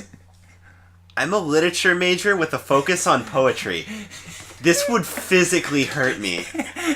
Like, so we've come to the... And before that, there was basically... So you know the edgelord guy? Yeah. They were looking at this guy, at this area, and this girl's like, wow, this area is really pretty. And they were like talking about how it was going to be dark before. He goes, and it's just zoom in on his face super close. He goes, there's more to this area that meets the eye. And she turns around and goes, what? And it's just 5-second pause of nothingness. It's silent. It's silent. And then the red-haired character picks up the conversation in another spot. And that was our whole type tuning exam bullshit where literally, like, one of the things that they have to get through is a true or false gate. And you know what happens? One character goes through the true gate and one character goes through the false gate. And I'm like, wait, what was the issue here? How is this? and then the main... What does this have to do with anything? Wait, you don't understand. And then the main character goes, I understand the purpose of the test. It shows that every choice has a consequence. No, but like they went through a bunch of bullshit tests that had no meaning. and then it's like, you know those arcs in Naruto where it's like, oh, do you meet this person and then I haven't read or watched Naruto. In a generic shonen, you meet this person and this person, like, they kind of warm up to them, and then later on it turns out the person actually is working for the bad guy. Yeah. It's doing that, but skip all the important parts where it's like actually explaining the character's motivation, and it just goes from, oh, hi, I'm going to talk to you for 5 seconds in the most ADHD way possible. Changing the topic it's like 15 this. different things. This is literally how the character goes, hi, what's your name? How are you? I like your necklace. Can I have your necklace? I want something that you possess. Because I want to feel good about, I want something that's important to me. And then, oh my god, his friends walk up and go, hey, what's up? And it turns on him, and the girl isn't there anymore. And we're like, is he talking to himself? and then it cuts to the girl sitting in a bush, and we're like, okay. And then it cuts later on where they go, okay, you know when you see enemies in like shonen? Wait, let me just say this one line. So then the main character looks at the red hair guy and goes, so how was your car? We're in the shower. He goes, so how was your day? And then the red hair guy just has like suddenly a flashback. The narrator goes, suddenly has a flashback to the girl, and the narrator suddenly just goes, he was afraid to talk about her. Otherwise, he thought he would. If he talked about her, he would actually forget her forever, and she would truly disappear. And we're like, why? What the fuck does that have to do with anything? and then later, you know how when they like you would run into villains, and then like they'd be like talking with the villains or something, and like then they would turn around and like try to surprise attack them or something like that. It's not really villains; it's just like minor enemies. Instead, it's, hey, look at those people over there. Oh wait, those aren't people; they're werewolves, and the people turn into werewolves and attack them. and then they go, get off our territory, and then no, it's not get off our territory. It's you're on our territory. We're going to murder you. And then it cuts to the main boss man Arthur, and he just goes, huh. Let's see if they try to talk it out or fight them or kill them, and just like, and then all of a sudden the guy runs into the girl from earlier, and then she starts attacking him, going, "Why are you so happy? Our lives are so bad. Why do you get to be happy?" And the guy's like, "I don't want to fight you."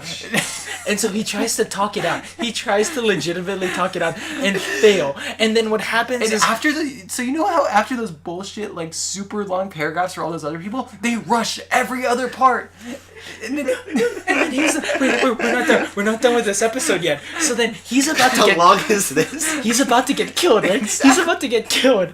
And then suddenly all of the knights of the round of Arthur just suddenly appear and just kill the girl, and he's just going, what? Just kill, and they're like, you guys try to talk it out. That will let them avoid the consequences. That shows that they're still innocent. And then they all take out their weapons and proceed to murder everybody in the room, and like that's not the main 6 characters, and and literally me and Connor just goes, wait, did they just intrude on these people's territory, just walk into their place, start getting attacked because of trespassing, and then kill them all? And like, and not once did any of the characters like try to talk it out or anything. It was literally just, hey, look, there's the enemy, and then the enemy attacked them, and then you're supposed to feel sorry for this girl. Like, he's all crying, he's super sad about this girl who died, and we're like, we don't fucking know her. So we don't care. So here's the reason why we enjoy. So the thing about Divine Gate is that originally this is everything you could do wrong, and then give them a fuck ton of budget, and give them a really good theme, and a really good dub, and really good art and animation. Literally, it's the biggest anomaly in our life. It's like, literally, it's the worst writing known to man. And for some reason, it's getting the best treatment known to man. And it's an anomaly. And the thing is, the reason why we dropped Divine Gate for so long is because when we watched the last episode that we watched before this, it was so middle of the road meh because it became slightly decent. And we went, this is boring now that it's slightly decent. Gotta be. And now that they went full on just shit, I can't wait. I'm excited for next week. And that is so we literally had all these jokes planned out, but we just totally failed them. Originally, we were gonna do the introductions where I was gonna say my name and then add in 4 letters, and then Connor was would supposed do a poem for Andrew, and no, and then it's way too much work. And then every time you said what, we would just sandbag you, and then the person who didn't make you say what starts just start talking about something else. Like, we had this whole list prepared because literally, okay. We watched 5 animes, 5 episodes of anime. 2 episodes of Erased, 2 episodes of Konosuba, and 1 episode of Divine Gate. Let's talk about Erased. But Divine Gate took the same amount of time to watch, probably longer. No. I turned to Andrew and I was like, oh, we watched 4. And he goes, no, we watched 5. I was like, was it 5? Yeah, we watched 5. And I was thinking 2 of Konosuba and 2 of Divine Gate. He goes, no, we only watched 1 episode of Divine Gate. I was like, what? No. He goes, no, you went, it's 2 of Konosuba, 2 of Erased, and 1 of Divine Gate. I'm like, wait, we only watched 1? Because we spent so long watching. Because literally every 5 seconds, we had to pause. And be like, what the hell? And that's the thing is, you need to sit down and just watch it with us. Because at least we have enjoyment because we're not watching it by ourselves, and we're watching it for the intent purpose of ripping it a new one. Just completely and utterly destroying it. Yeah. I'll give it a shot. Okay, so if the next episode is trash, like me and Connor, alright, let's talk about Erased now, because I want to. Well, okay, fine, we can talk about Konosuba if you want to do that. Okay, but, do you want to end on a happy note or a sad note? Let's do Erased first. So Erased is really good. Me and Dawson really enjoyed it. So what was the first episode that we watched? It was a lot of setup for this episode, for the main episode. But Dawson, we really enjoyed it, right? I enjoyed Erased. Yeah, I think both it episodes? was both episodes. Yeah, we watched 2. We watched 2. Oh, my bad. You and Connor only watched 2, right? Yeah, my bad. I got a thing about that because I had to rewatch. But it was the best unexpected straight punch known to man. Yeah, it did. I said I was going to talk about Danganronpa in reference to Erased, and Danganronpa spoilers inbound for the first game. The way I was... God damn it, Connor. Keep going. Okay, so my problems with the ending of Danganronpa, the first game... Oh, good. It's not 2 in the morning. Okay, got it. It turns 2 in the morning at 2. It turns 3 in the morning at 2. Oh, okay. Cool. Go. So it's not 2 yet. That doesn't make a fucking difference. I don't It's the same amount of time. I don't care. Okay, go. The longer I'm a procrastinator, the longer I put this off, the better. Okay, go.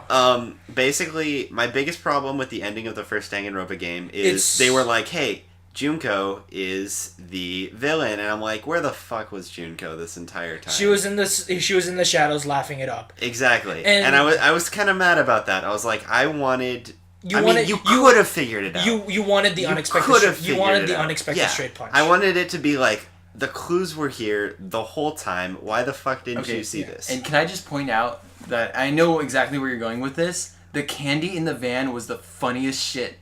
Oh yeah. That was so on the nose. I fucking loved that. Yeah. Like the candy That was such an unexpected straight punch. I was just like, oh my god. There's all the candy there, and you're like, what the fuck? Why is there candy in your car? He's like, oh, I'm a recovering smoker. Let's all laugh it off. And then we sat there and and then, you know what? It's like, you know what? Look at all these red herrings. No, I said either he's a red herring or that's the biggest, like, just yes. No, but here's what I really ever. liked about that thing is that when I didn't think it was that great when I was like, oh god damn it, it's a teacher. And when the main character goes, I didn't want to believe it. Like when he also was like with us, like I didn't want to believe it. It's like, wait. And it was like it's that moment where you realize like no, that was perfect. And because you got in the car with the strange because with the the MC is literally in our thought process where he also suspected the teacher. Yeah. He suspected all of it, but then he didn't want to believe it. Yeah, no, but all the signs pointed straight to him. Yeah.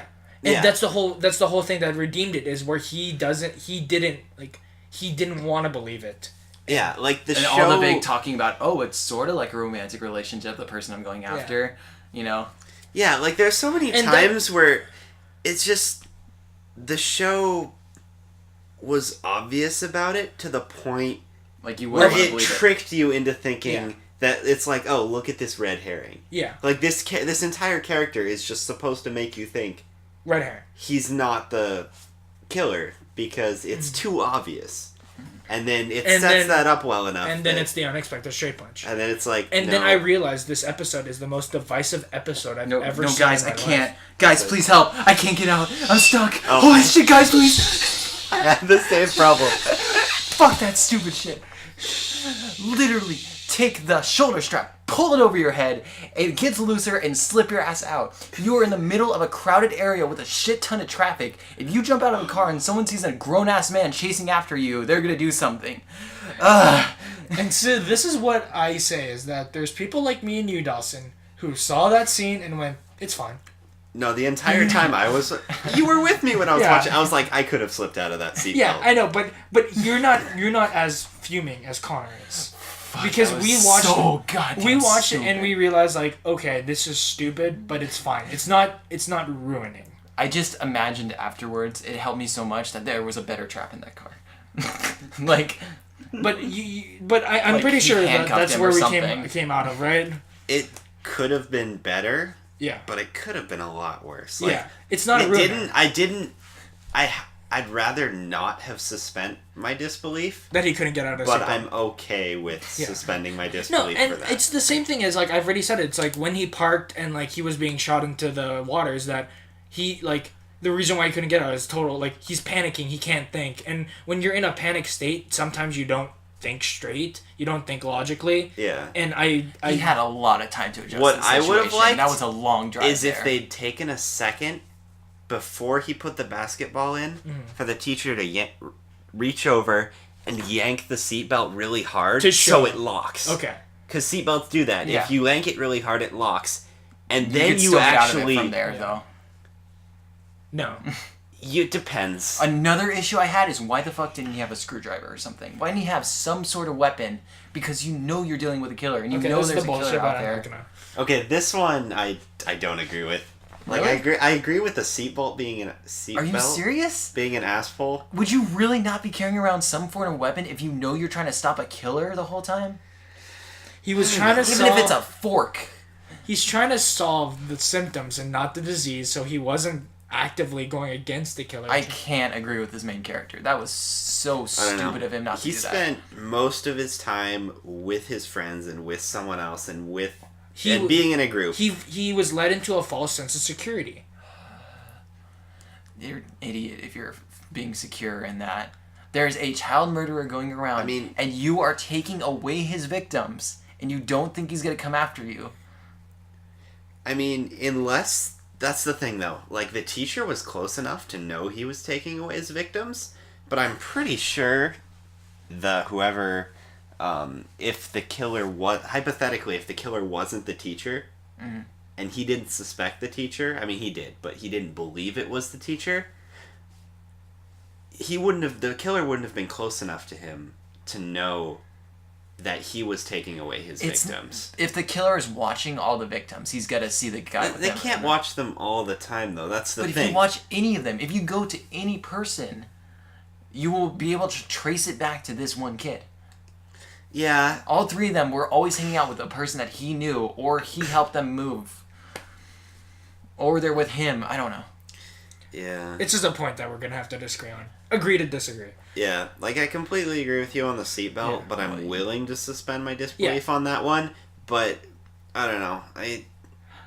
Again, there's as much as it was dumb of him, tool. as much as it was dumb of him to not have a weapon, I don't think it was completely out of character for him not to have a weapon. I know, I would... Like, I don't think... I want to cite Cabin in the Woods on this one, where they basically go over how stupid it is that people in horror movies don't carry weapons. So in one of the scenes, like, they have a weapon, like, send up an electric spark. Yeah. So to force one of the characters to drop it. Yeah. That was, like, one of the most subtle, like, kicks at movies like that. Where it's like, why doesn't the character ever just keep a weapon? Yeah. Like, have something on your person. Higurashi does that super well. I don't know. Reina always is it Reina? Yeah. Always carrying around her. Oh yeah, that's a bit much. Machete. No, I was talking about Keiichi and the bat. Oh, KG. Yeah, at the bat. But yeah, so I guess I didn't realize how divisive it was, because when I came off of that episode, I was like, that's fine. Just MC had That's all fine. this really smart planning going on, and he just turns around and acts like an idiot. I can't, like, in my head, I'm just like, that's, it, I'm just put in my, like, if I was put in that situation, there's sometimes where you just stop thinking, where there's shock, Okay. you're caught off guard, and, like, you don't know what to do. I still go with... Okay, if Taiga gets a sword, why doesn't he? That's completely irrelevant. I know, I'm just saying. Completely irrelevant statement. I'm just saying. I still operate under the idea that when he's back in his younger body, he has different hormones running that makes him slightly stupider. Yeah, because he doesn't accidentally say what he's thinking when he's older. Does he? No, he doesn't. Oh. He only does it when he's in his younger body.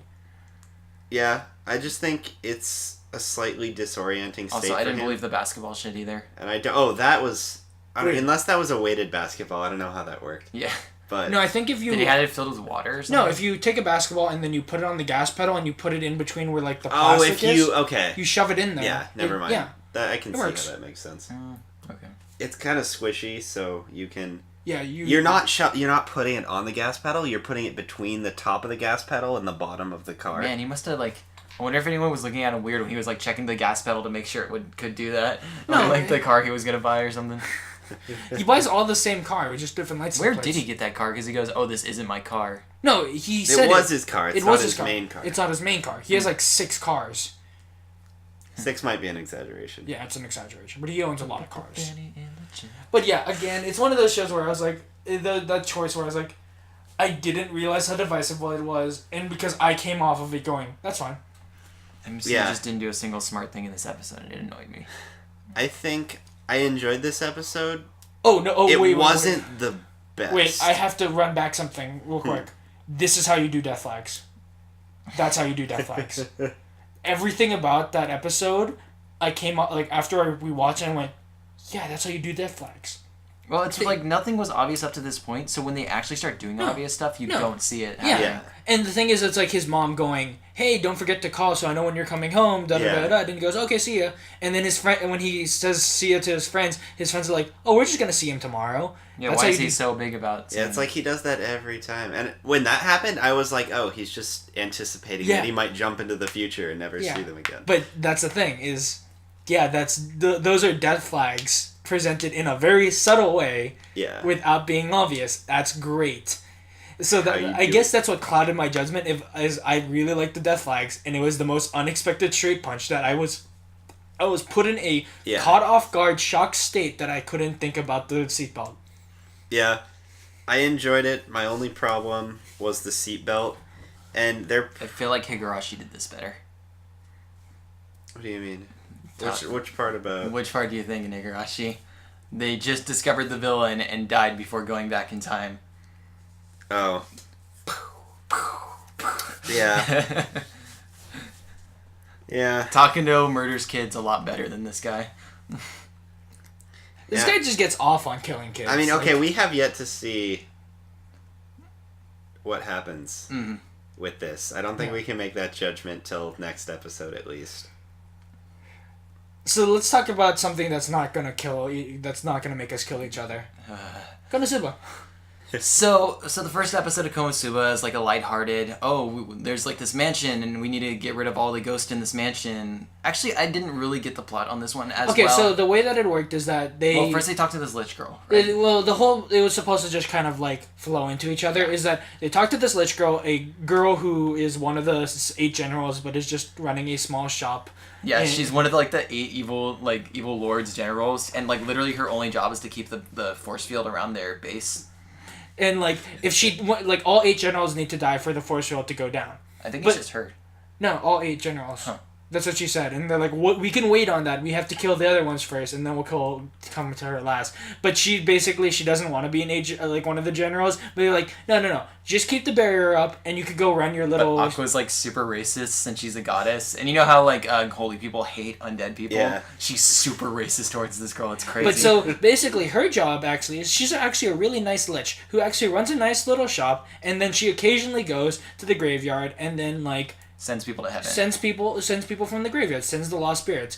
And so Aqua wants money, so she decides to take that job instead of her. And then what happens is she puts a barrier on the graveyard. So, and she just assumed that, if I put a barrier on the graveyard, the spirits will just, disappear. They'll just, there's no place for them to be, so they'll just disappear. Yeah, they'll be contained. And so then, basically, it's winter. So they're like, it's cold. And so somebody presents them with a quest that goes, I'll give you this house. If you just you can sleep in this house. You can sleep in this house if you just exercise all these demons. Because people keep exercising the demons and they just keep coming back. Or the ghosts and they just keep coming back. So she goes in and starts exercising all the demons. And it's a really kind of really funny moment where she starts off at talking about all the ghosts and spirits and like, she's a sweet girl. And like how she's talking about, it's like, don't worry, these spirits aren't evil at all. And she just goes on for like the longest time about the story. And she's going on, and literally the characters are unpacked, and they look outside, and she's still talking, and then she goes in, and then she finds out that the spirits drank her liquor, and so she decides to exorcise all the demons, all the nice spirits living in the thing, and it ends really nicely. There was also a scene where it's like that main character is trying to sleep, and he turns around, and there's a doll looking at him. He's like, shit. But it's a really nice. This is the most cliche bullshit. But it has a really nice ending where they where they basically fix everything, and they're like, we now have a house. And this episode's super spooky and stuff, and then it turns out it's all Aqua's fault because the barrier that she's kept up is like just filtering all the ghosts into this house from the graveyard. So then we go into Connor's favorite episode of anime ever. So this episode is literally all fan service. It's like this dumb. One second. It's this really dumb thing. I just want to state this first. After watching this episode, Connor looked at me and goes, "Motherfucker, I wanted to do a thing. Fine, whatever." Connor looks at me. I was gonna be like, "There's all this gratuitous, just booty and tits and shit, and they focus all on it, and it's this really dumb. What's this called? What is it called? You know how you do like a fan hentai thing? Dojinshi? Yeah, it's like a dojinshi plotline. And it was really funny because Mario was asleep the whole time behind us. There's like misunderstandings and stupid shit up the wazoo, and it's my favorite episode I've ever seen of any show. I swear. Like, oh my god.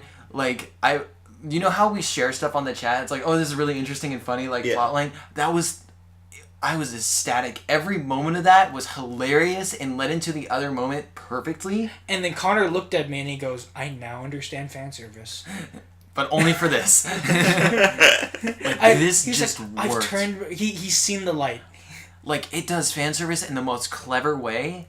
And, like, every part of this thing just snapped together really well. You can understand what it was talking about. You can understand why this stuff is happening. And stuff got convoluted because of, like, character actions and what was going on. And there was food porn. And there was fucking, like, it was insane. Like, you remember the crab, right? Mm-hmm. Like, you gotta... No, you have to understand, Dawson. Halfway through this episode, I got up and went to a different room. Andrew left. He did not want people walking in. No, it wasn't that. You know how I get really bad secondhand embarrassment? Yeah. And I just, like, I walked away because I was like, I can't deal with this. I don't want to spoil it because I really want you to watch it. But I've seen so many GIFs from this episode. You have no idea how many. Did you see MC's face as he's slaying in the bath? Yeah. They come in. He's like... No, but here's the thing about this episode, Dawson. It's the best animated episode of this entire series. You know how Dean's famous for like, starting really good and then like having really poor animation towards the end? Yeah. It's like they used their entire budget on this one episode because holy shit, me and Connor were like, the boob physics, perfect. Other Connor, I think. Yeah. They actually work. We like when they weren't wearing a bra, it goes downwards, and like the way that their clothes went over it, I was like, that's perfect. And they had a reason to do it because they were fucking succubus or succubi. No, I'm talking about the main characters. Yeah, even the main characters. Even the main characters had. Like, that was only in the food part. Huh? Amazing food porn. Like not food porn. Amazing boob physics. And like. And even the food porn had a point. Yeah, and literally like it's stuff like. I was like, yeah, this is pretty good. And then it ends on a really nice note. And then it's just like... And then I looked at it and I go, well, there's one more episode of this show left. It's only a 10-episode show. And I go, that's sad. Damn. Destroyer. But yeah, so... The part where he's like, my whole team's here. They put all this hard work in. And we're I should really stay here and enjoy the food with them. Well, I'm calling it a night, guys. See you later. So, okay, the basic plot point is that there's a shop in town. It's a mail shop that sells you dreams. Basically. That basically you detail. So you don't end up raping your comrades because you're so pent up. You literally like write exactly in detail of what you want, and a succubus will come into your room, and then I have seen this. Okay, in exchange for giving some of your life, they'll give you like whatever dream you want. And he asked the best question ever. He goes, hey, is it cool is it illegal if they're under 18? and he goes, wait, so, is there any issue with people's, what's it called, likenesses? Is there likeness rights and copyright? And they go, I don't know what that is. So it's like, okay. It's like, so I can date my 2D waifu? And she goes, I don't know what a 2D waifu is, but sure. Yeah. I've seen that. I've seen that. I saw the bath scene. I saw the two guys like telling him about it beforehand. They're like, hey, you know what? Yeah. I've seen at least those 3. Count me in. I think I've seen a couple others too. It's like, oh my god. And the interaction with him in darkness was like insanely good. Cause okay, so it's like, you know how like usually when a character falls asleep in the bathtub, they don't know they fell asleep? Yeah. In this one he goes, oh, I was feeling really drowsy, so I must have fallen asleep in the bathtub. So when he wakes up and a person's like walking into the room naked, he goes, oh, this is totally the dream. Yeah. Right? And he keeps convincing himself he's in the dream. It's insane. And then he's basically doing speech checks on Darkness and getting her to wash his back and then dry his back as they're naked in the tub. It was insane. And it actually makes sense on so much of this. Like, everything just worked together super well. And the way that they reveal that it's not a dream is he runs out into the room because like Aqua's like screaming at them to get out here, and he finds them like surrounding the succubus, and she's like in like a trap. This. Yeah, she's like she was trying to break into the house. So how it ends is he runs up in front of her and just looks at her and goes, run. And then they beat the shit out of the main character. And they're like, oh no, the succubus is possessing him. Or like, we get that she's cute, but she's totally playing you. And he's like, just fucking run. And she goes, no, it was my fault for getting caught. I deserve to die. He goes, no, get the fuck out of here. It was so great. And it ends with a conversation with him talking to Darkness. Yeah. And he goes, oh, I have no idea what happened last night. And he just goes, so they're blaming the succubus, so I'm just gonna roll with that excuse. And he goes, now the most important thing to remember that this was absolutely not my fault in any way, because I lit the thing on the light. I lit the light on the door so that you wouldn't come into the bathroom. Just like, wait, you do remember that night? And he just turns around and keeps sweeping. It was so great. Goddamn. Funniest fucking episode in a long time. That made my night. Wait, wasn't Divine Gate's 10 out of 10 episode? I'm back on the Divine Gate hype train. Like let's keep that rolling. But if you like good animation, that was fucking gorgeous. I don't understand it. I don't understand it. Dean does some stuff sometimes. Yeah. So, I think that's all. I gotta man. try like alcohol and crab now. Oh my god, that sounds amazing. Wait. But they were drinking. They're eating like this super hardcore like best crab ever bullshit, and then they're like, dude, check this out. Oh, so one of the plot points we missed was basically if he slept too hard, they wouldn't be able to give him the dream. Yeah. So they're like, so don't drink heavily the night before, and they go, oh look at, we just got this super bomb ass crab. And also this like amazing liquor. So try this. They like, everyone's like, oh my god, I can't stop myself. This crab's so good, and it's super food porny. And then they pour the liquor into the crab shell. They do that in Shokugeki. Yeah, I think so. And they drink that shit, and he's like, oh god, if I take one sip, I will not be able to stop myself.